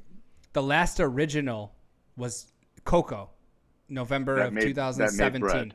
And that That was fucked. 17, and I Yeah. believe that was still His last one. I think he was a part of it. That was I don't Yeah. think he was the main producer on that one, but I do believe he was a part of Coco. And then after that, he was, and the allegations against him were more sexual improprieties than abusive. So, fact check on that. But still, he's an asshole. He got let go, and deservedly so. But I think he was a lot of the creative force behind what was successful there, and that's why they're falling off, Yeah. in my opinion. I mean, yeah, and also to go back to what you were saying about everything that you said.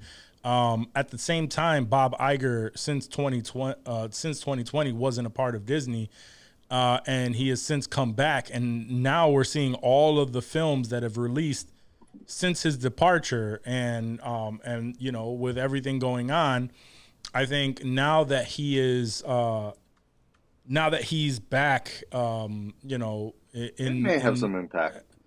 It may have some impact on, and we're just not going to see that now, right? We're only going to see the things that have been worked on for the past few years. Yeah, I think we what probably may not see. Go ahead.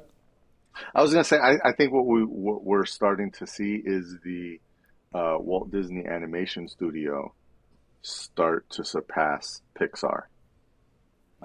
Because the Walt Disney Animation Studio, they've been releasing some pretty good movies that have gotten a lot of popularity in that same time frame that look like Pixar movies because they're still distributed by Disney, but they're not the same studio. And I feel like either they've been poaching talent or they're just merging talent because it's all under the same company.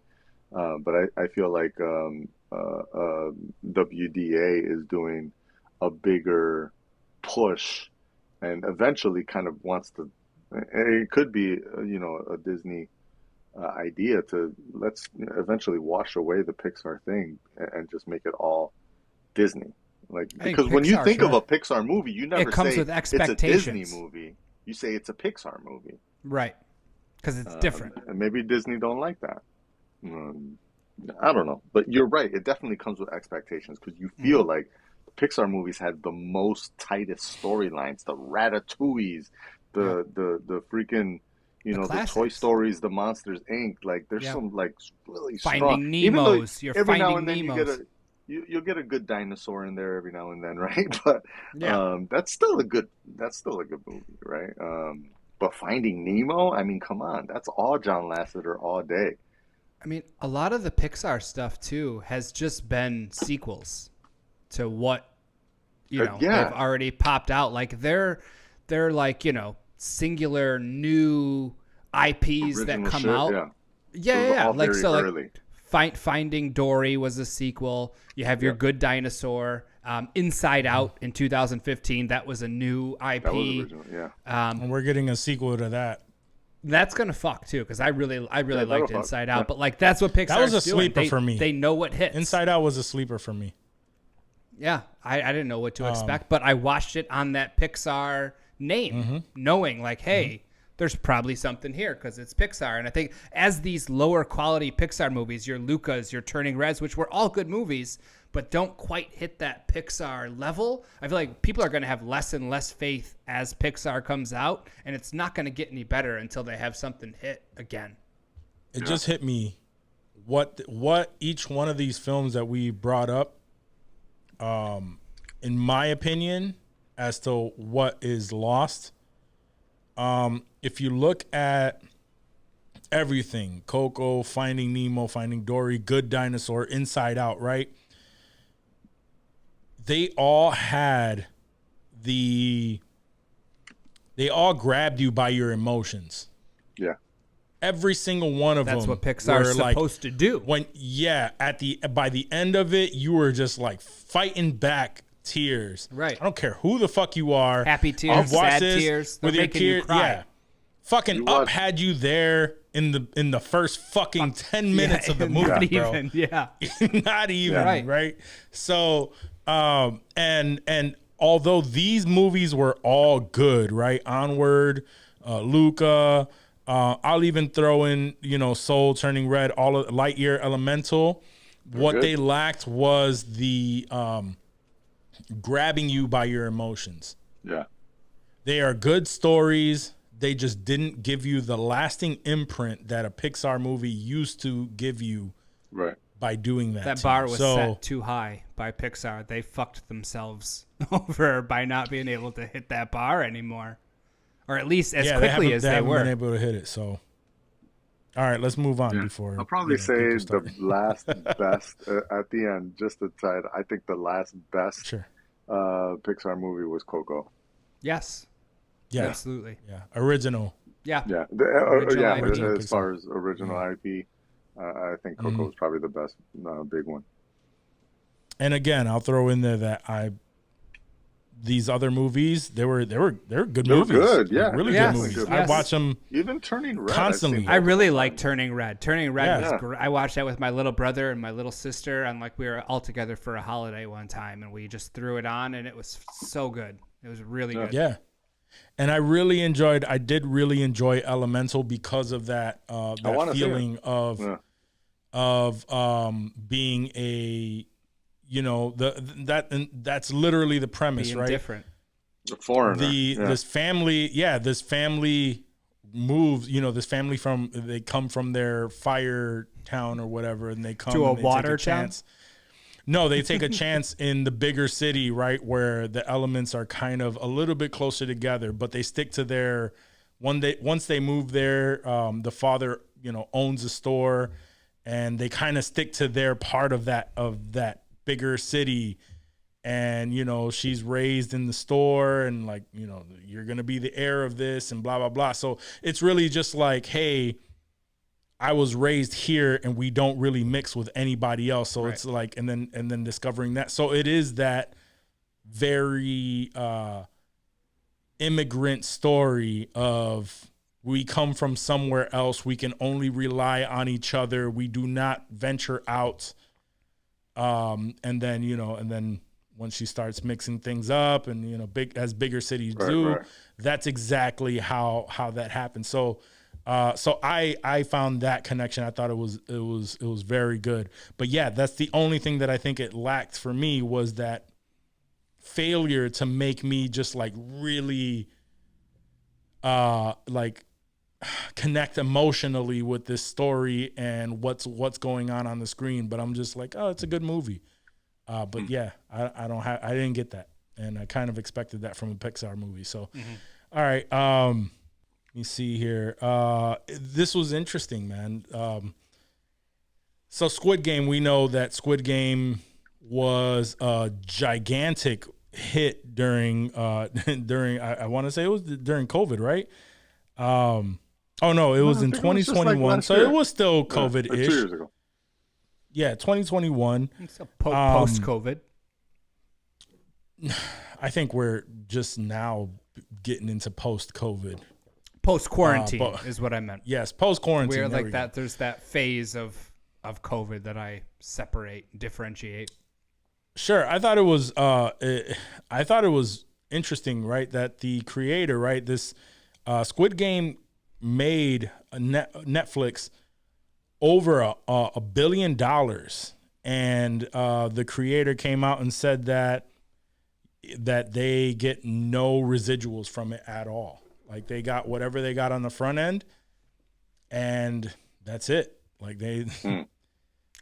Yeah. He could have been, and I'm just spitballing here. I mean, you have a Korean writer, making this content. He might have thought, hey, oh my God, I'm so grateful that Netflix wants to air my shit, that, whatever deal, if they're going to pay me some money, cool, I'll feed my family. This is awesome. This is great news. And like, nobody could have known what Squid Game was going to do. No, you know what I'm saying? no. Like once that shit launched, being as huge as it was. So like, I understand how that could happen. Could Netflix make it right? Absolutely they could. Would they? They could. Probably not. Probably not. Not at Nope. all. But I understand how you could get yourself into a position like that. Let's say, Spotify wanted to pick us up for a small bitch ass deal. And we're like, oh my God, to be on Spotify would just be such an honor and get my shit out there.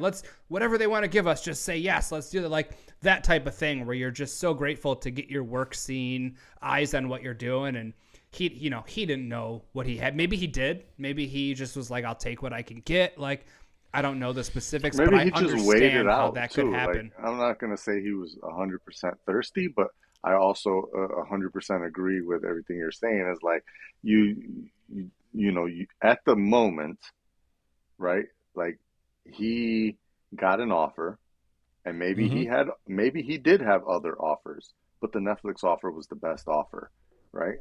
And he was like, "Let's do it." But again, like you said, probably there was zero expectation that would be a global phenomenon.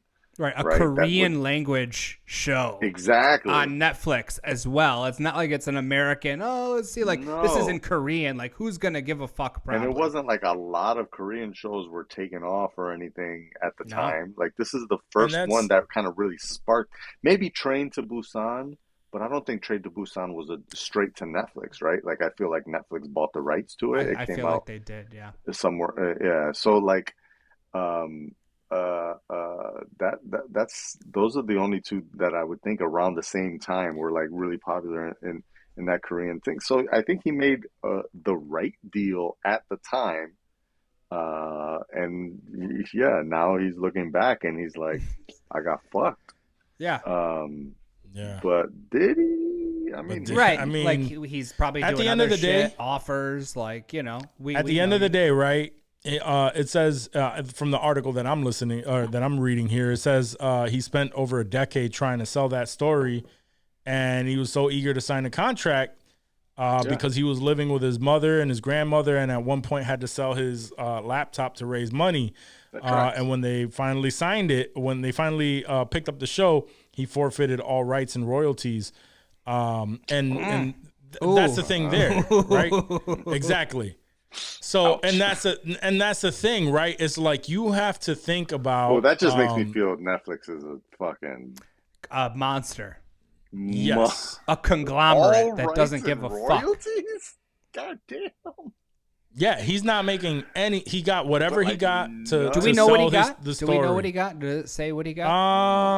I would be curious to see what his one time. Here you go, bud. But it doesn't say what he specifically got. In a sequel, right? They're coming out with a sequel. He's involved in it. They are coming out with a sequel. So is he making that bread back? Like, yo, fuck y'all. I'm not doing shit unless I get this shit from the previous shit. And no, that's 100% what I would do. But he should. But if you're I'll take my shit to Hulu. He forfeited the rights, that means he can't take it to Hulu. Yeah, no, he can't take it to Hulu.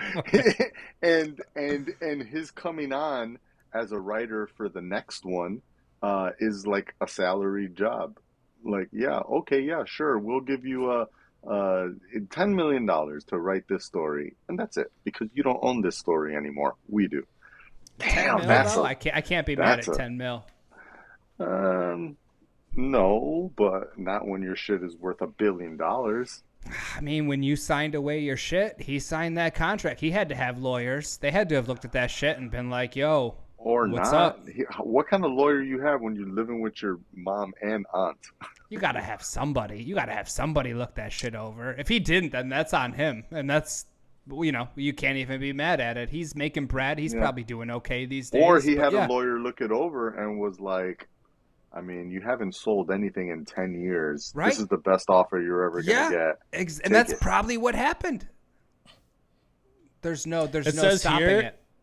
It says here that says Netflix has no agreement with the Korea Television and Radio Writers Association, and that typically a writer would receive their money up front, with rates starting at over 30,000 and getting as high as 150,000. So they made over $1 billion off of this dude's story, and at the very most he got 150K. But that's his fuck up. That's his fuck up. That's how many writers, how many screenwriters, have been Dave, fucked. How many times have we talked about like what would happen if we were to blow up, right? And we would always say, well, we would always throw random numbers.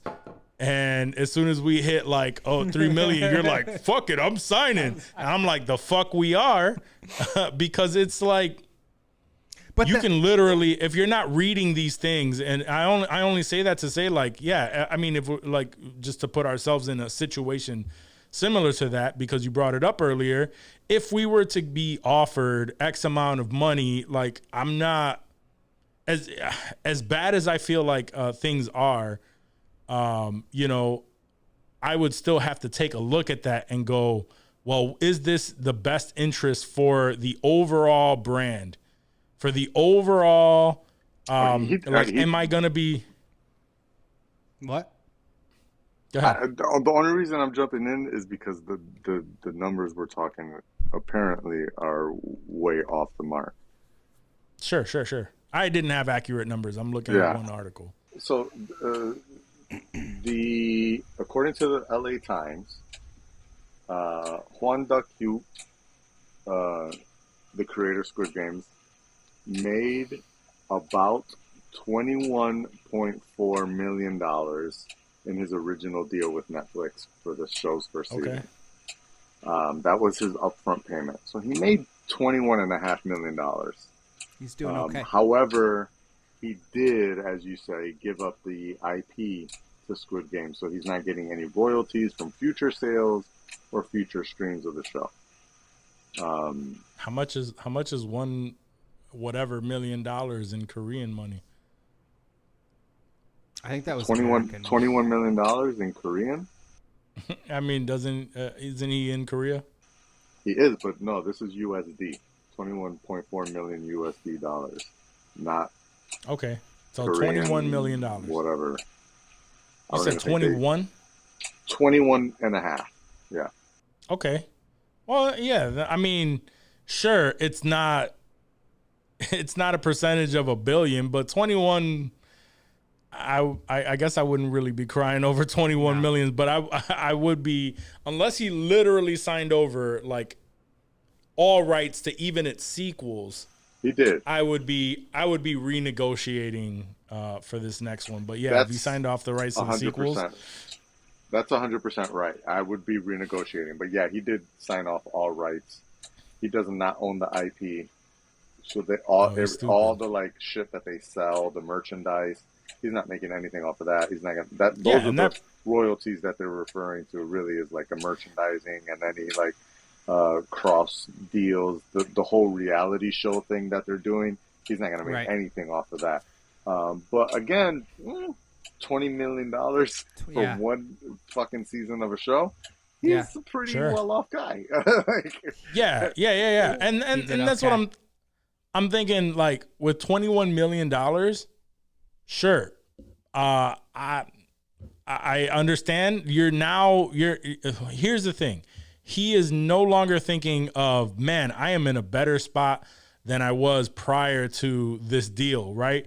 Now he's thinking of all of the cash that is coming in from Netflix, and now he's kicking himself in the ass Right. for the deal that he made. But yeah, $21 million, if I had $21 million right now, would I be kicking myself in the ass over giving away all of the royalties? Maybe just a little bit, but I can't be too mad because I'm that much richer. I'm a millionaire. Right. And if you if you created a story that, you know, without that time, without those finances, you created a story that was to make, you know, $1 billion.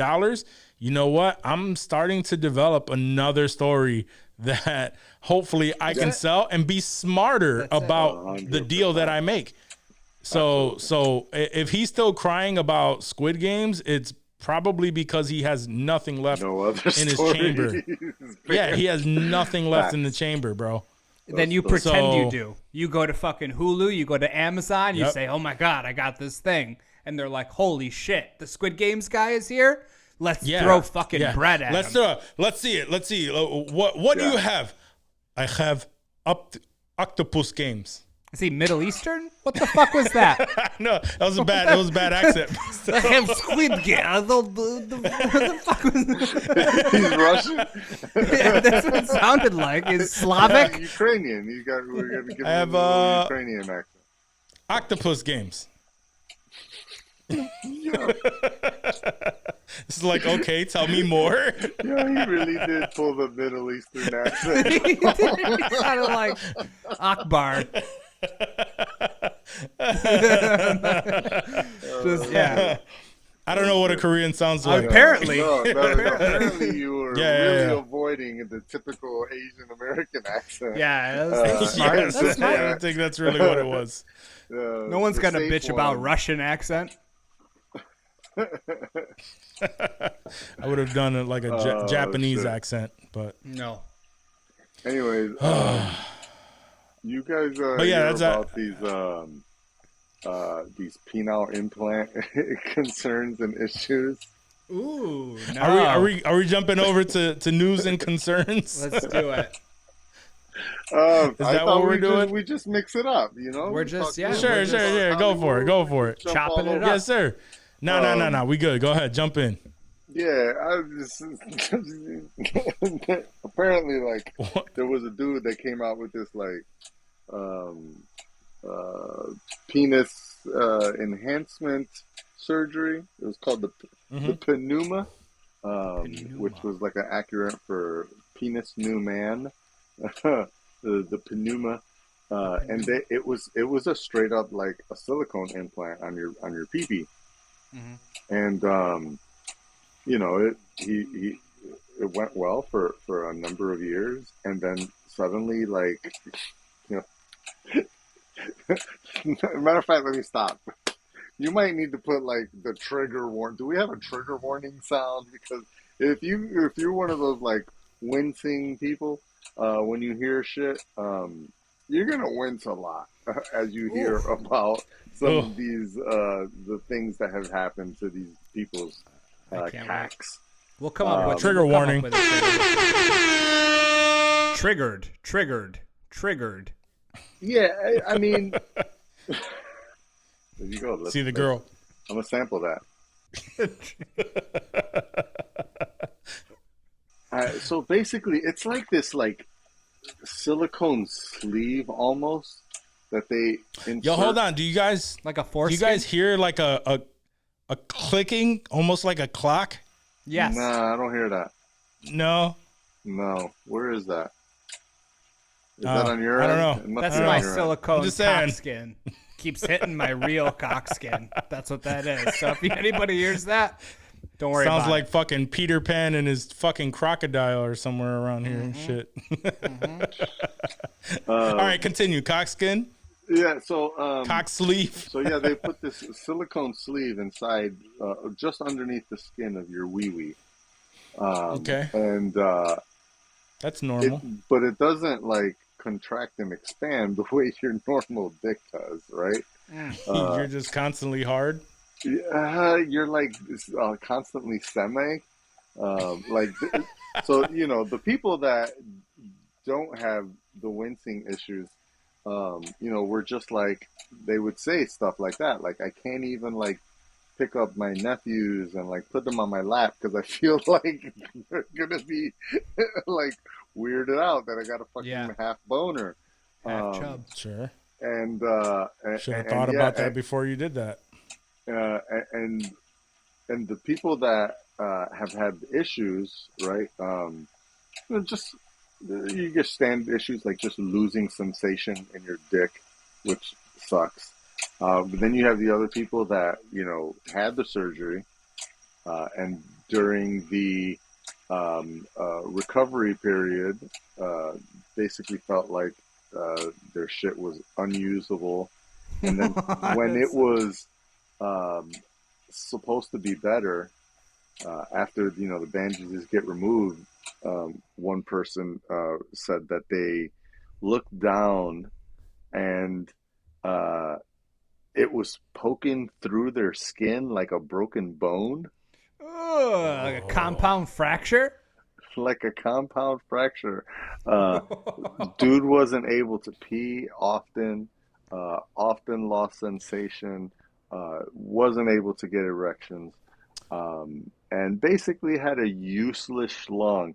And the worst part about this is apparently most of these people had what, according to science, is the average sized penis of 5.6 inches or higher, so at an erect penis of 5, I think it says in this article, 5.6 inches or bigger. Most of these people were around that size, and then they have to get this shit fixed and removed. And they lose inches? And they lose an inch. Oh, that's what you get, bitch, with your tiny ass dick. Fuck you. So here's the thing, right? Here's the thing. Even if I felt like I had a small cock, Which you don't. Which you don't. which I don't, absolutely not. It's definitely a solid 6 or 7. Around. Girth, all girth.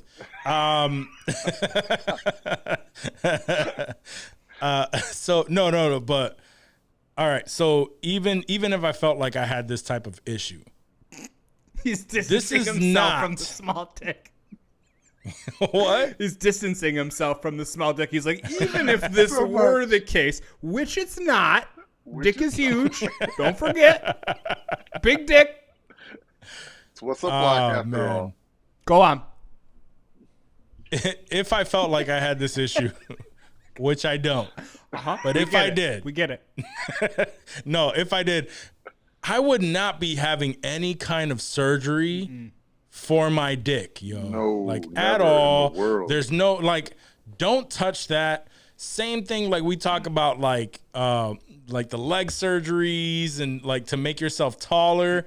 It's like Not worth it. some things are just not worth They're it. not meant to be. necessarily. It's not meant to be. No, you just, if something goes wrong, that is something I don't want anything to go, like No, 0% absolutely not. chance that goes wrong, like at all. Because, yeah, I mean, maybe that's the best case scenario that they lost an inch. Bro, That's mean, the the best best case case scenario is scenario. it that works. have holes popping through their skin, and that's where their pee starts coming through. No, bro. Like Yes, Lil Dicky. exactly. That's what happened to Lil Dicky, I think. Yeah, That's what's that up is with right. his- That is He what might have. happened to Little Dicky, at least in Dave. I think that's legit. I think he has a weird dick. I don't know though. Probably is legit. I wouldn't doubt it. Do you guys? It was so bad that he made his entire career around a dick joke. So That's I'm fair. sure. It's got to be bad, I'm right? sure. You wouldn't Yeah, do it's that got to for be no bad reason. because yeah, You got to get like ahead my of dad it. You got to told. jump out in front of it. like my dad told me as a kid, is like you gotta make fun of yourself before other people make fun of you. That way they have nothing to make fun of. So Like Eminem, 8 Mile. right, He is so, white trash. He does live with his mom. That's exactly how 8 Mile went. Have you guys seen Yes. or read about? Not seen. I don't know. Maybe you saw it. There's some kind of penile implant that I've heard talked about in the porn industry, where basically I don't know the specifics of it, so I won't get too into it. It's called the Cuban but Pearl, bro. They put some kind of prosthetic penis in, and you basically have a pump on the inside of your leg that you press to pump up this dick to get it hard. So you don't even have to be fucking aroused. You just hit this pump enough times, and I'm told that there's a decent amount of very prevalent porn stars that have this. So you pump it up like fucking Reebok pumps, bro. You fucking pump up this thing in the side of your leg, and your fucking dick is getting bigger and harder, and then you could fuck with it. I don't know the specifics, but I've definitely read about it. And this There's is not real? a lot of porn. This is real, bro. This is real. I don't know what it's my called. God. I didn't get any names of actual porn stars that have it, but now every time I see a dick in porn, I'm like, is that a dick pump? Or they got to pump no. that shit up? I found it right here. What It's is called the Recock pump. Oh, what is it called? The Recock pump. The recock pump? I'm just joking. Oh, I was gonna say- You said I was like a Reebok I sounded pump. like Reebok. Like that's I was a it's a Recock pump. Recock pumps. You son of a. That was too good. I didn't get it at first. You were too smooth with it. Oh, that's interesting, and that is not a surgery that any normal person would need. No. There's no real reason why you would need to. First of all, Imagine if put your in kid this sat on your prosthetic on the pump. inside of your cock, and then have a fucking Reebok pump. Reebok pump inside your leg. on I gotta your- get hard real yeah, quick, baby. Hold up. On Let me your just pump my on the pump. inner thigh. I don't know if it was the inner thigh. I'm just saying there's a pump somewhere, and you press that shit. Yeah. Yeah. I don't think that shit sounds. It's legit. The intern, and I'm on a pretty legit website here.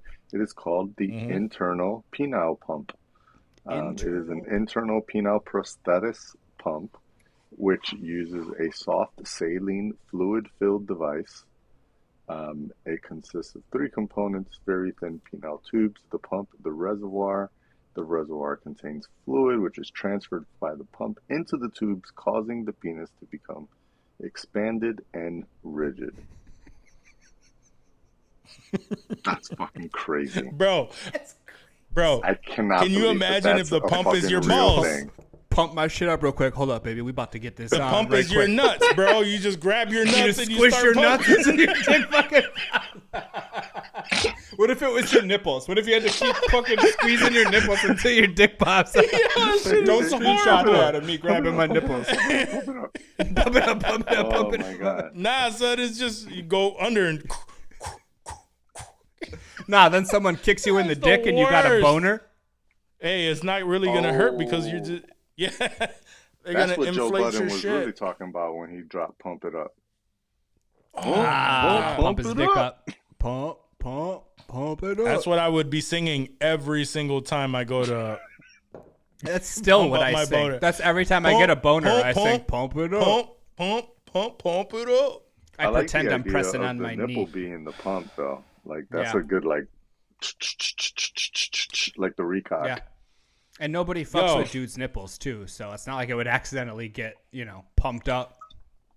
Exactly. Yo, not even lying, bro. It is what I'm seeing here. The pump bulb is on your nutsack, That's awesome. and the release valve is also Not on your so much. nutsack. So, that's insane. That's Yeah, We all I don't learned think something anybody new. normal needs that shit. No, leave your dicks alone, guys. Yeah, yeah. There's a Please lady don't out do there this. for you. You don't have to do that. and if And you know what? And if you actually do this, don't go to Miami or the Dominican Republic for something like that. Or Mexico. Probably do Miami some might research. be okay, but yeah, Still in the U.S. Don't go to. You know they're going to be DR going or out to Mexico.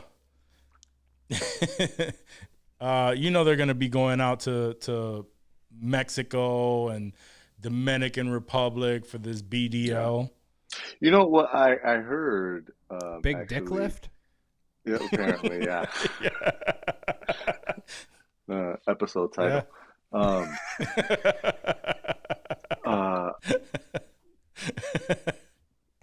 I thought the same man. thing was I know someone that like went to Brazil for like a ton of plastic surgery stuff, and I'm like, damn, like I get it, you're Brazilian, but really, you're gonna go like you live in America. Why would you go to Brazil?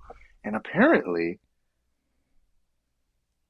the Brazilian butt lift and all of that shit, like those things are really championed over there. And apparently, It's like called the Brazilian are- butt lift, right? Yeah. Like, they are the creator. They have Yeah. the best Sure. plastic surgeons in the world. I didn't know this was. I didn't know that this was a secret. I mean, I would if it was me and I was going to have some sort of plastic surgery done, I would never I would not think go to to Brazil, leave the no. U.S. You're Like right. I'm gonna get it done in the U.S. I'm gonna do my research, make sure it's not some schemy dude, Yeah. or gal or whatever, right? And just make sure it's all on the up and up. But I would do it here in the States. I would never think Yeah. to go to Brazil. Surgery Like I wouldn't culture- trust Brazil. Like I would just think Right. it's Surgery another, culture in Brazil is like ridiculous. Like Right. everything that has to do with surgery is championed over there. They are trying to do any and everything that they could. Yeah. right. But if there was Yeah. a London do well. cock enlarging surgery, I would go to London for it. I mean, that just makes sense, right? Like The it's in the LDL? title. The LDL.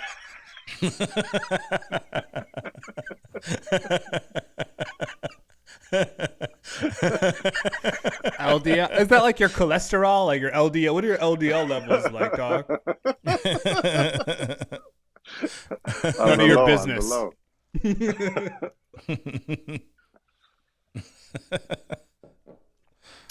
Dick surgeries, no go. That's the lesson from this podcast, guys. 100%.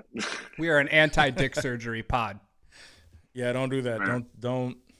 Don't touch the I was gonna peepee. say don't touch your dicks, but you No, know, please we touch know your you dicks will. by all means. Just don't get surgery on them. No knives. Yeah, no just don't get sharpness. surgery on Yeah, it. Yeah, please. but a ball pump. Oh man, I wanted to bring up a quick video file to get your just to get your thoughts on another thing that's kind of going viral right now with conversations in regards to tipping. Ooh. Let me see if I could bring this up real quick. So yeah, I mean, we all have our thoughts on what we feel like we should tip and whatnot, and now with DoorDash and fucking all of these delivery services that, first of all, they all rape you for every fucking charge that they could possibly get off of that. On top of that, right, we get tipping. We have to tip these people. And so this video has been making its rounds. Let's see. Hi. Hello. Come here, Max. Max.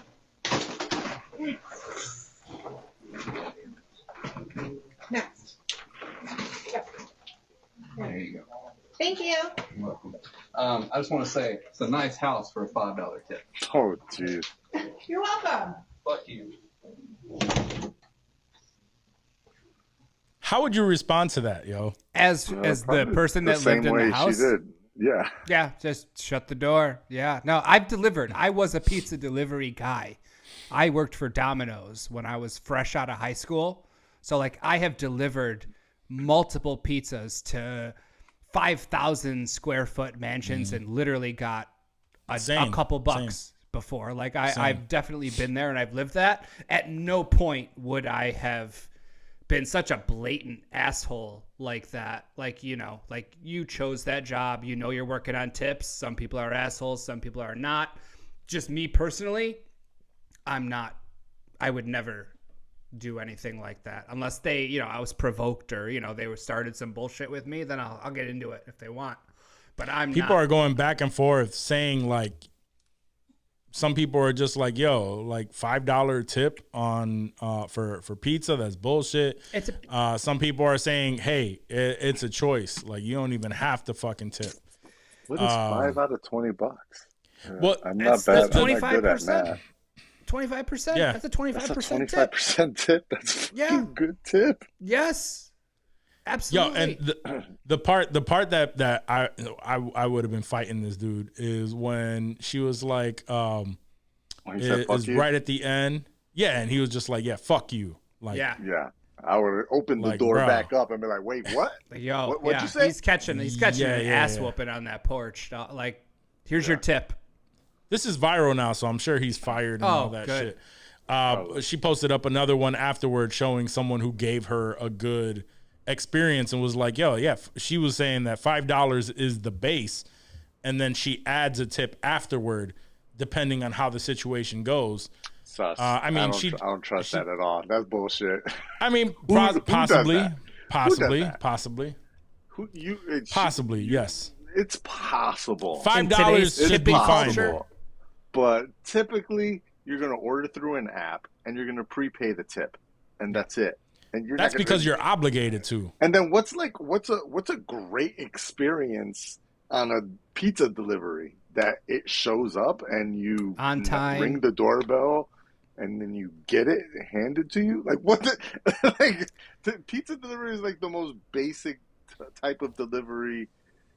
I mean, food delivery in general. It's order. just like you pay your tip based on how big your order is, or you could be a person that you pay your tip based on just the fact that they're delivering to your house. Because I know both of you guys deliver pizza. I did not.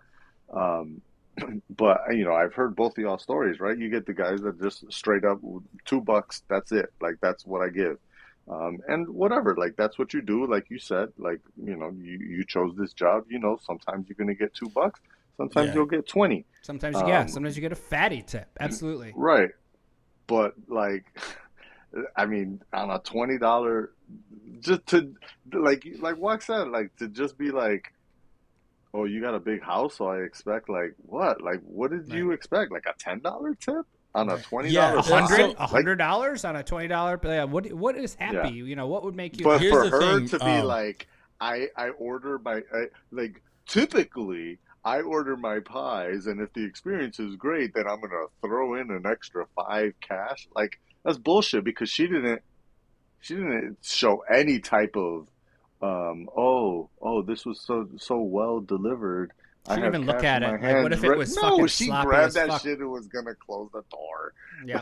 Like, No. It's generally through the app, because if you've used those apps, you can add a tip afterward as well. So, but either like way, Grubhub and shit. Yeah. I've never even noticed. No, I mean, because nobody fucking does, right? But because she's she looks like she has some money. I'm torn in the fact of one. Like, I've been there where I was that pizza delivery dude, and all of my tips literally went to gas money. Like I made like all of my tips went to gas money, and I was delivering in the wealthier neighborhoods in Pittsford over here, right? Where I'm going to places. This is where the first time I found out that houses have heated driveways in the winter, right? Like this is the first. These are the houses that I'm going to, and yes, I got the $2, whatever tip, if that, right? If not, just keep the change. Yeah, literally, the change. Right. So, and then me with my shitty car making these deliveries when I was younger, but I also would not be that asshole to talk shit to the person, right?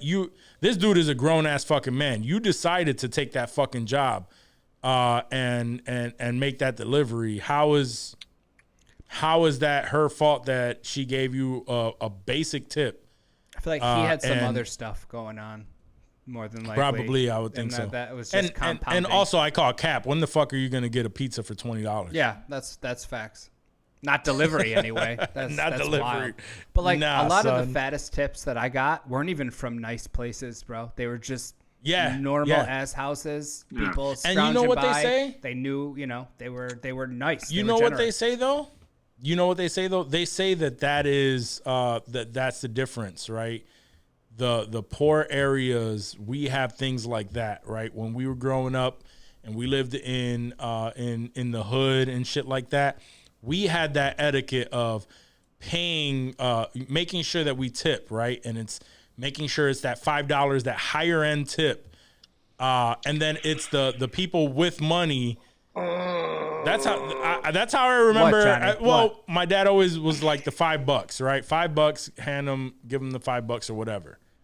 I think you're giving a lot of credit to the broke hood / ghetto folk on tipping well, when I feel like the pretty largest the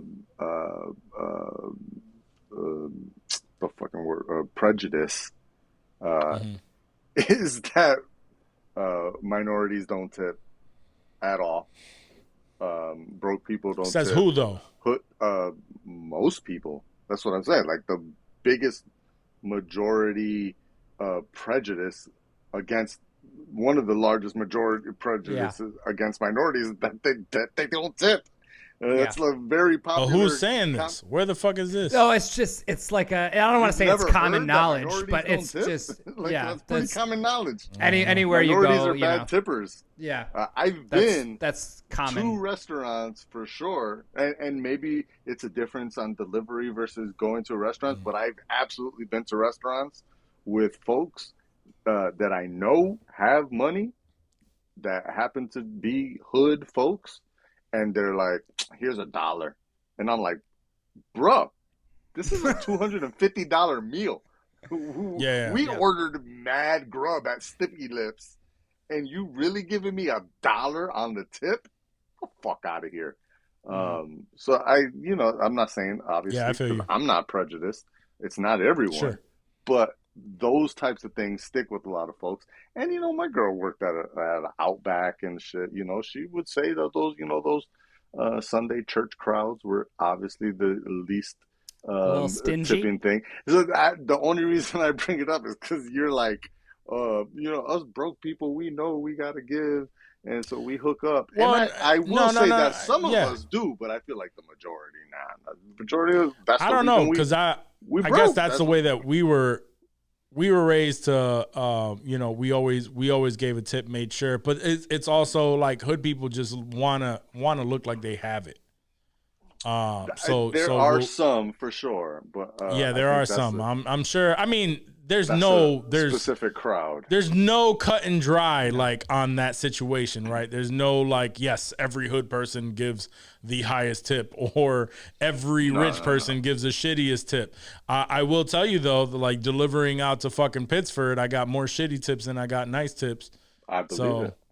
Yeah. Yeah. I only delivered like in Greece. Tracks. So like it was just, there's hood ass shitty parts of Greece, and there's super expensive nice parts of Greece, and I've gotten all kinds of tips all over. Good in the poor areas, bad in the nice areas. There's really no rhyme or reason for it, but the minority thing is definitely like, something I've heard.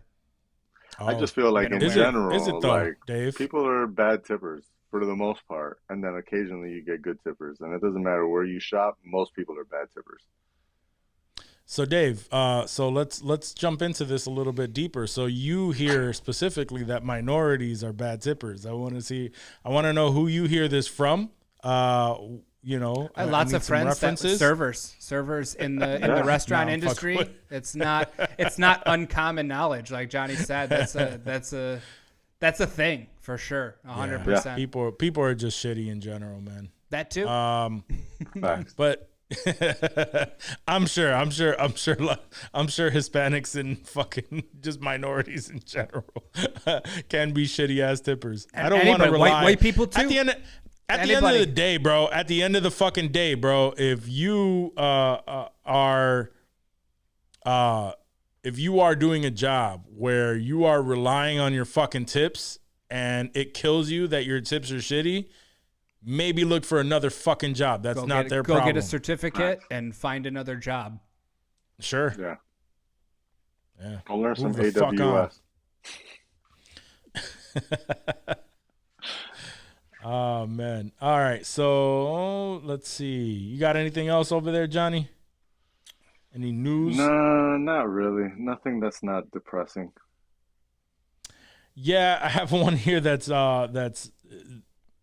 interesting. We can bring it up here real quick. So a few weeks ago, there was a very strange situation, right? So when you think of Harvard, you think of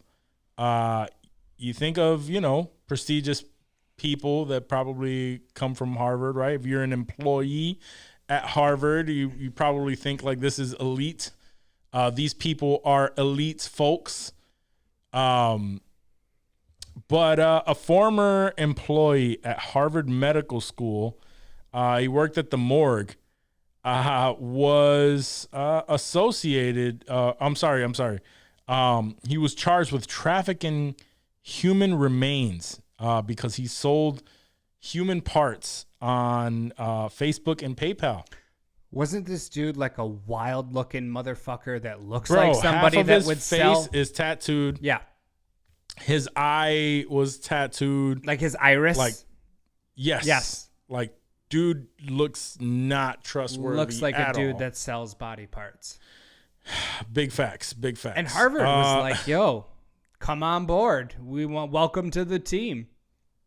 That's a little scary, right? It's wild, bro. Because this dude looks like he's trafficking human remains. Let me see. The if I eye can tattoos pull up the too are article. scary. The what? The eye tattoos, the iris. I remember seeing like a prison show about that, where dudes were getting their irises tattooed like blue and red and just terrifying. Yeah, no. Here, I can't even share it now. I gotta do some other shit. But yes, that shit does not look right. Dude looks like he has half of his face tattooed with the iris, and he just looks like that shit. And it says here, what? Let me see what he fucking sold. Selling human remains from donated bodies and allowed buyers to choose which parts they wanted, according to federal prosecutors. That shit is crazy. And it went on from 2018 to 2022. Did it say how much money he made? He stole the. It says it was him and his wife. They stole corpses, removed parts such as head, brain, skin, and bones, and sold them to their accomplices. They would allow their buyers to come into the morgue and pick whichever parts they had their eye on, bro. Damn. Like, it wasn't just like, yo, we'll mail this to you. Nah, come through. Come on, take a look. Come through. Browse Take the sign. through, Yeah, take have a a look. drink. See what y'all wanna scoop up. A payment came in via PayPal with the memo that said head number 7. Head for number $1,000. 7. I'm just picturing $1,000. like my Venmo feed. I see like head number 7 was just sold for $1,000. Yep. I'm gonna inquire about that. And another one for $200 said brains. You got some jokesters here, huh? Some real funny cats. This shit is wild that he wasn't even hiding the shit. It's just how did he get hired to begin with? I'm not saying that we don't like tattoos. You know, we got tattoos. That's a normal thing these days. That's not a big deal. Yeah. But this dude looks like he's got a couple screws loose. just in Yeah. this like picture It there. doesn't- Like, yeah, let's make him and put him in charge of our dead folks here at Harvard. And it's not even like some random like Hicktown morgue. Like, this is a prestigious Ivy League school, has like a cadaver Yeah. department, and they're like, yeah, bro, we trust you. Come on in. Looks like they weren't looking. If he had people literally coming in to the morgue Shopping. to pick out body parts, that means no one was paying attention to this. No one really gave a shit. No. And it wasn't until the for some reason a flag was raised, and they look at his PayPal account and it says brains and head number 7, that they're like, something odd is going on here. This needs to be a cash took- business, first of all. I'm just Yeah. saying, like, I'm not Who was telling he people how to selling to? run their body parting morgues. He was selling body parts on Facebook and Who? PayPal. Who was buying Just random them? people. Yeah, right. For what reason? Who's the random person that's buying a head I need these I brains. mean, that's something on I can't Facebook answer. Marketplace? It says here, That's what I want to know. one of the main buyers, Katrina McLean, allegedly main agreed to buyer. purchase 2 human faces for a total of $600. I mean, that's a good deal. I don't know what human faces are supposed to go for, but that seems relatively cheap for 2 human faces. Am I Oh wrong? man. The What second is that? buyer named 600? Joshua What Taylor does that sent mean? more than Human $37,000 to Denise for Are body they parts only getting the between. skin? The skin, yeah, like some fucking That's weird. Buffalo Yeah, it's Bill very shit. Ripping weird. the skin off of a dead person's face. Bro, one of the people, it says a second buyer named Joshua Taylor sent more than $37,000 to Denise, his wife, for body parts between September 2018 and July 2021. So they were raking it in, but they got so comfortable. Yeah, that's wild. They were living nice. I just don't know what do you like? Yeah, this what are you doing doesn't with sound these? like black market researchers or anything like Right. this. Sounds like Nobody normal needs a people. They're kidney. just buying body parts on Facebook and eBay, Bro, and that shit Pervy. is weird. Some pervy shit. Not only that, but honestly, these prices sound mad low. He's just trying to he's giving these offload, people- bro. It's the Yeah. liquidation sales. He's not trying to Word. fucking barter with them. Yeah, He's like, yeah, let yeah. me just get these sold, get this bread, Oh, and this is Crazy Eddie's, bro. He's like, I got arms, I got legs, I got fingers, I got brains. faces. got mad brains. faces. What you want? Hispanic face, Crazy Asian face, Eddie Russian and face. his crazy deals. At least he wasn't like killing random people. I mean, right? that's These good. were Yeah, bodies no, that were they donated already to, dead. That's to Harvard. very good. That's All right, That let's find the helps his positives case. in these, right? yeah. Wild. If you donated your dead body to science, That's what mission you get. accomplished, right? That's what you get. Yeah. Yeah, Some mission dude could be accomplished. wearing your face while he's jerking off with his cock pump. You don't know. Hello, Clarice. You just don't know. Sitting there with a Yes, that's how I feel like Dwight in The Office. yeah. Figure out where his face-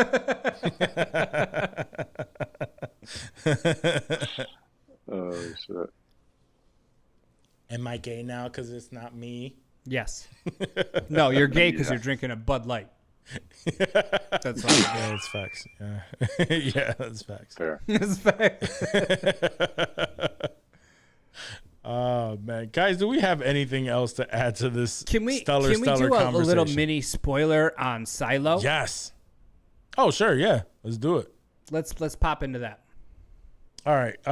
For those of you who are watching Silo, not sure if many of you are, but we will be discussing the first season of Silo. Apple TV's Silo. Apple TV Plus. It's an awesome show if you haven't seen it. But if you are looking to watch it or you have seen it and don't want it to be spoiled, step away now. I think Johnny just stepped away because he doesn't want to be spoiled. I think so. Oh, it sounded like a Bev was being popped.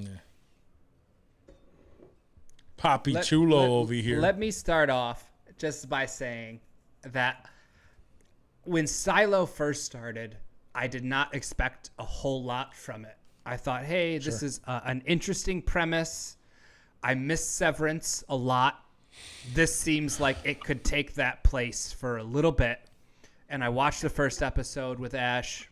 We were like, okay, this is interesting. Second episode, all right, now we're in it. And it kept building. And, there was little pieces of info that they would release throughout, that first season. How many episodes was that first season? Was it like Severance? No. I'm talking about Silo. Silo? Yeah. 10. Yes. 8. It was 10. No. Was 10? it 10? Was it 10? Was it a full 10? I thought it was. I could have sworn it was 10. Yeah. Regardless. I'll look it up now. But go ahead. They kept releasing. You'd learn a little bit more, and then this past week was the finale, and the penultimate episode, the episode before the finale.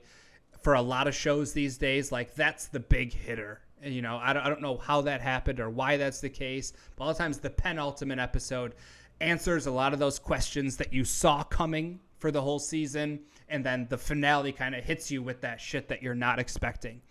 And the finale of Silo, I felt like was perfect. It struck that perfect balance of answering enough of those questions that you had throughout the season while you're investing your time, but then making more questions. And then also posing enough questions for you to be like, hey, when is this fucking coming back? When can I watch some more of it? Like that, honestly, that was the best finale that I remember watching recently. I can't even tell you another finale where I was that satisfied and still excited. I felt no anger, no disappointment. Severance, I think.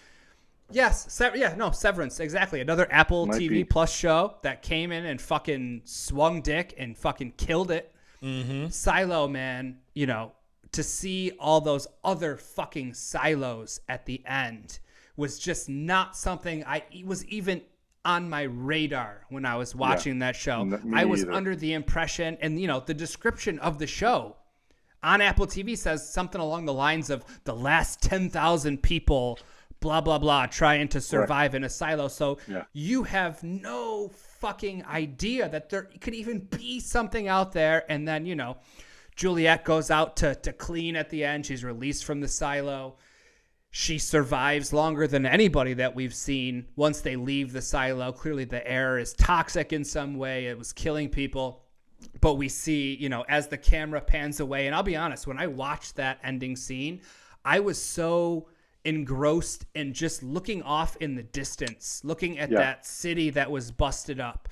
Like I had to rewind because at the right before it ended, I realized, holy fuck, we're looking at other circles, other little things that were showing other silos all around, and I had to rewind and go back and just take a peek at all those fucking other silos, and that just begs all kinds of other fucking questions that we want to know for the second series. Like I want to read the book, but I don't want to because I don't want anything to be spoiled, and I'm not going to take the time to read all that bullshit to figure out what's going on. But like all these other silos, do they follow the same rules? Are they not letting people outside? If she ran up to their camera, are they gonna fucking let her in? She has the little oxygen tank on her back. That's not much oxygen in there. Where the fuck does she go? She's not making it to that fucking city on that little ass oxygen tank. I'm so shook by that. Like I was so impressed by how that ended, and I think that's because I wasn't expecting a whole lot from it. As it was watching, it was, like I said, it was good watch. It was good TV. It was good storytelling, but it wasn't anything crazy. What did you guys think? I know we all finished it. My initial thought was, okay, so. And maybe it was something I missed because sometimes I'm doing too many things while I'm watching these shows. But it almost seemed like when Tim Robbins' character was like, she knows, right? And then she places the badge onto the sheriff's body, even though it was she was seeing a facade, an illusion that she thought was, that she thought possibly could have been real. Mm-hmm. Right? Because everyone saw that and they thought it was real. It was real. I didn't get that part. So Because when I was looking at it, I didn't see any other bodies. I just saw green grass. And when You she didn't, yeah, put her because hand through the hologram or whatever to place the thing down, I was just like, what is she poking? Like, where is she putting that? Because I she didn't put it see on the sheriff because a she was sheriff watching. body. So the illusion wasn't on their main screen. The screen that everyone else was watching was real. Right. And where the illusion was her Display. her visor, her display.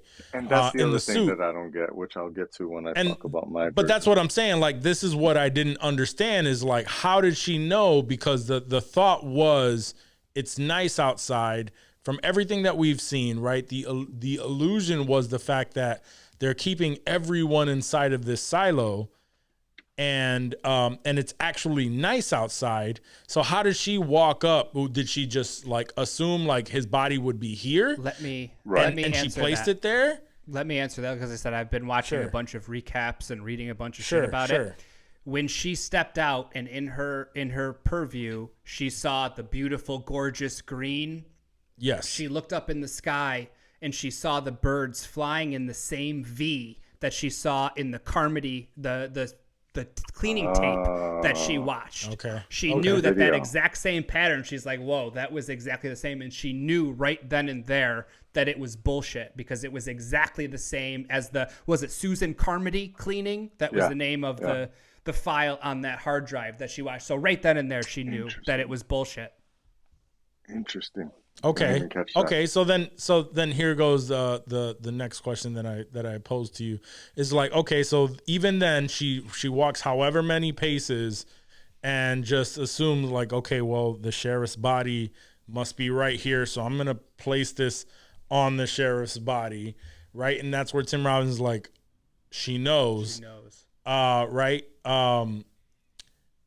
As she's walking, like I'm wondering, like that's the biggest question is what is the next like what's the next thought of, okay, so what do I do now that I know that this is shit, right? This is all shit. And two, Well, I mean, we'll get that answer in season 2, right? sure. Yeah.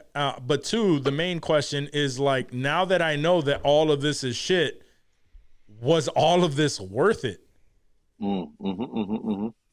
Was all of this even worth it now? Because outside is still shitty and it's going to kill everybody. So I did all of this literally for nothing.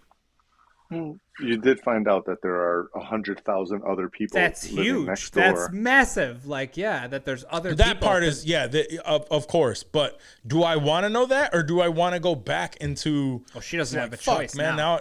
Now she doesn't have a choice. Correct. But in my head, as I come out here, do I want to know that there are a million other fucking silos out there? I don't know if I want to know that. If I were her, I would want to know that there was someplace else that maybe I had a sliver of hope. Especially of if, surviving. as Dave said, she comes out and she realizes this is a video that I'm watching, and her immediate thought is, well, fuck, I guess I am gonna die. There's an inkling of hope when you now realize that we're not the only silo, and there's many other people. But Yeah. I don't know. In my view, I just feel like, go ahead. No, I was just gonna say, us watching it, someone that's hasn't been living in that silo, hasn't been taught these rules and everything. We're the only people our entire lives. Like, we saw that there were other silos, and that fucked us up.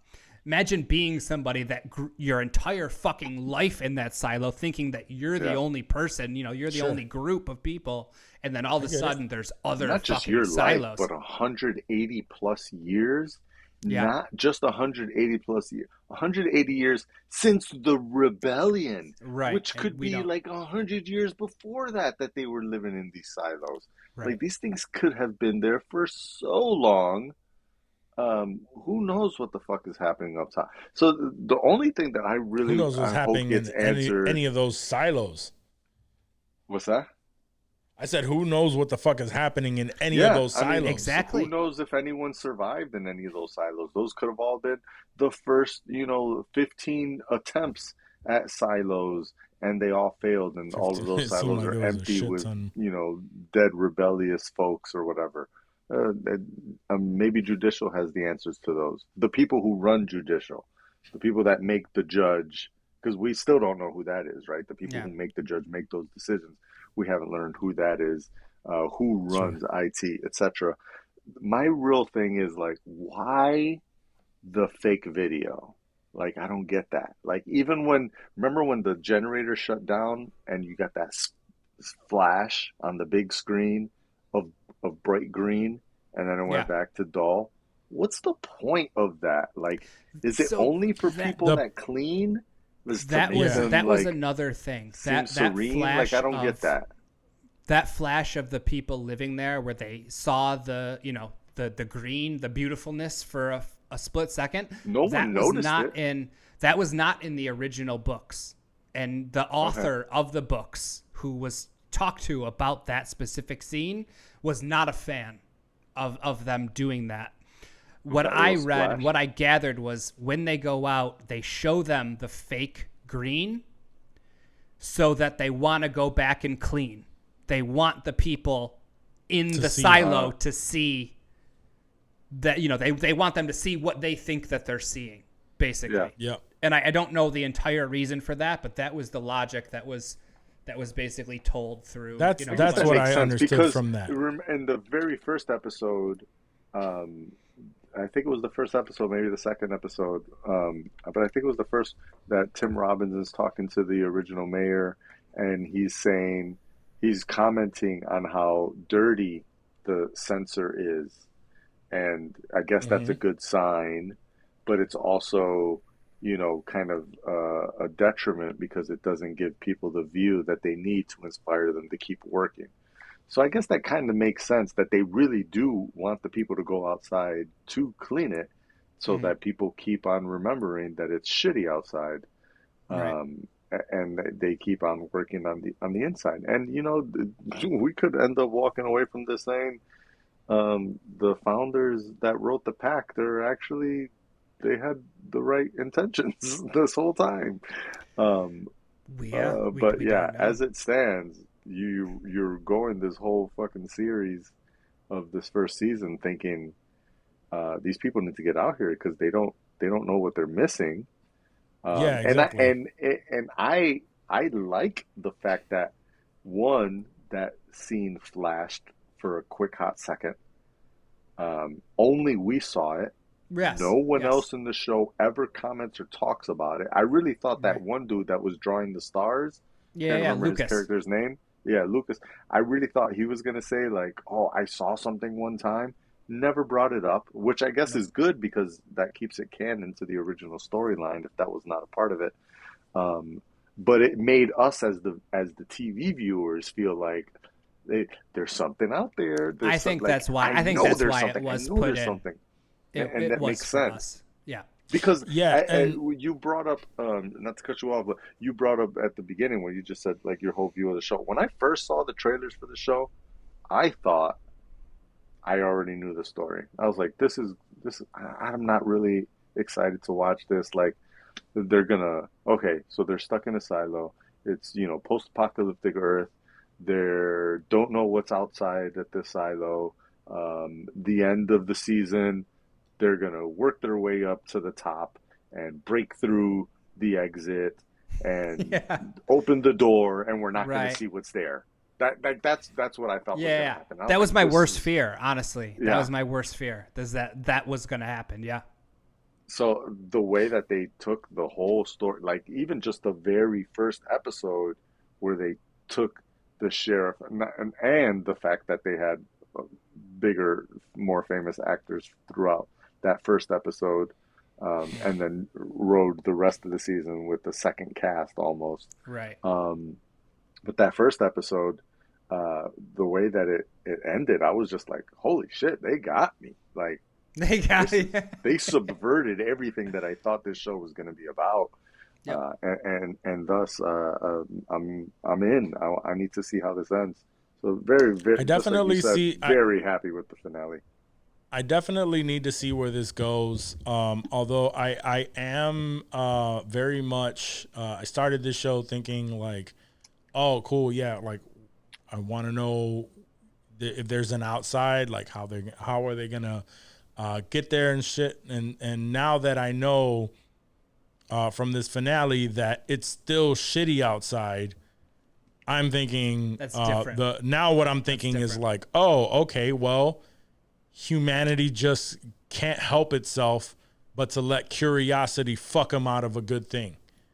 Like, we all have our shit, right? There's always someone at the top that's trying to stop shit, and it sucks when you don't know the answers. But then you look for the answers, and then you find out that it's shit, and you get your, like, you know what I mean? So now, not only did she find out that it's shit, but she also sparked a lot of questions from the people within that silo. So it's only a matter of time before they overthrow that shit and fuck themselves over, because it really is shitty outside. And will they survive? No, they fucking won't.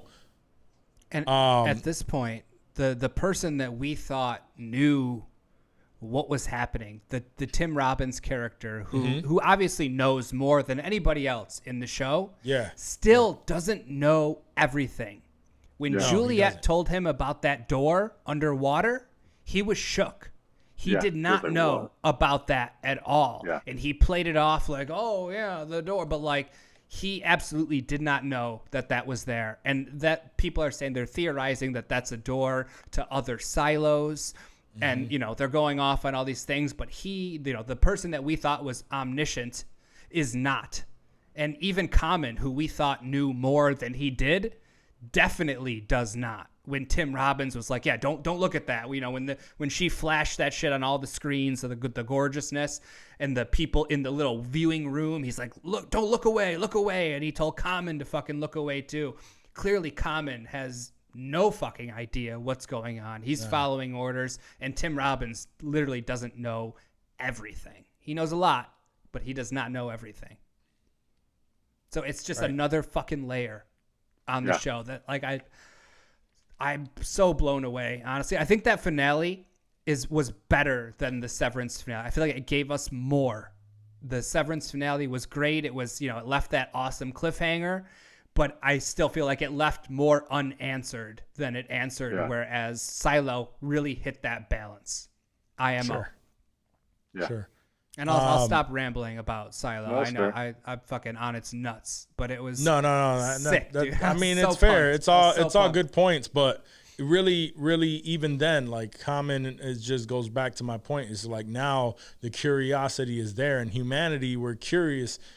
Humans in general are very curious creatures, and once it's sparked and that seed is planted, now really, like I said, like, now they're gonna fuck themselves out of a good thing, because they're thinking like, oh, there's something better out there, right? They're thinking that it's green, and it's not. It's still very fucking shitty.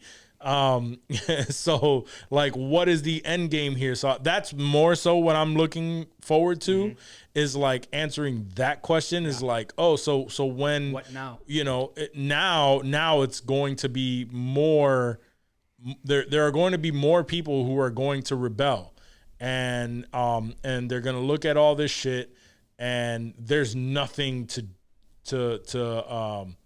work towards if their thought is get ourselves outside. I think they just want answers. I don't necessarily know that they think that they need to be outside of the silo. I think they want to know why they're in the silo. What the fuck were the founders talking about? Like, why are they there? If you know why you're there and what you're supposed to be doing, that's one thing. But if you're just here because they told you. But no. But that's my point. Is they do know why they're there. They don't know the ins and outs. They don't know why they're there. Their purpose is to keep the silo going. But why are they in the silo to begin? What happened outside? Why is the air toxic? Yeah. Why is that city fucked up? No. Like, all of that shit is that part is that part there's no answer to that. Right. But still, the fact, now that I know, like, the end, the fact remains that the air is toxic. Why they're trying to hide it, I have no idea. Maybe that is information that just didn't get passed down. Maybe it is. But still, at the end of the day, like, these people are going to rebel thinking that, hey, maybe outside isn't toxic and they're keeping us in here.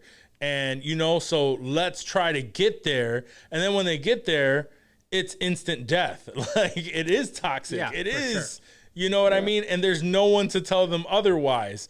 And then this girl walks away, gives them the finger, and starts walking. Now that gave them more hope on, oh, okay, well, we need to go out. You know what I mean? Like, it's just going to spark that. And again, it's like the human, the human curiosity, like that we have is like, like, I'm not saying, because it really is like us now, right? Like, the government knows a lot more than we know about certain shit. Like, if we didn't fucking know, if we knew about fucking aliens, like, how would humanity really take that information and, shit like that? If there is information like that, it's like we are we will self-destruct ourselves like with trying to get all of this fucking information when we know that once we get the answer to that, there's really nothing that we could do. We would probably just spaz the fuck out. And that's probably why Tim Robbins' character is such an asshole all the time. Like, I don't think he wants to be the biggest asshole, but like, he thinks, and he honestly, in my opinion,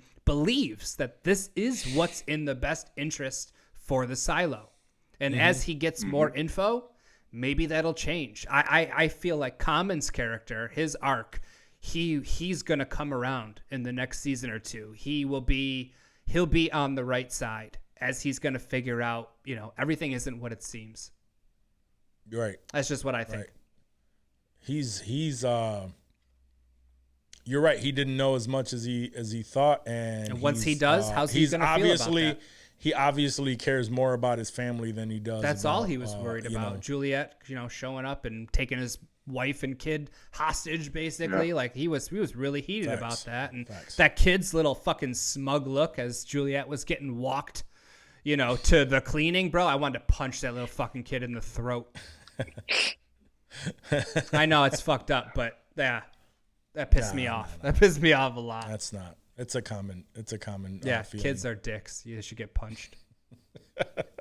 Punched in their little throats. Punched in their little fucking throats. Please don't punch any kids in their fucking throats, okay? Please. All right. Do we have anything else to add to this conversation?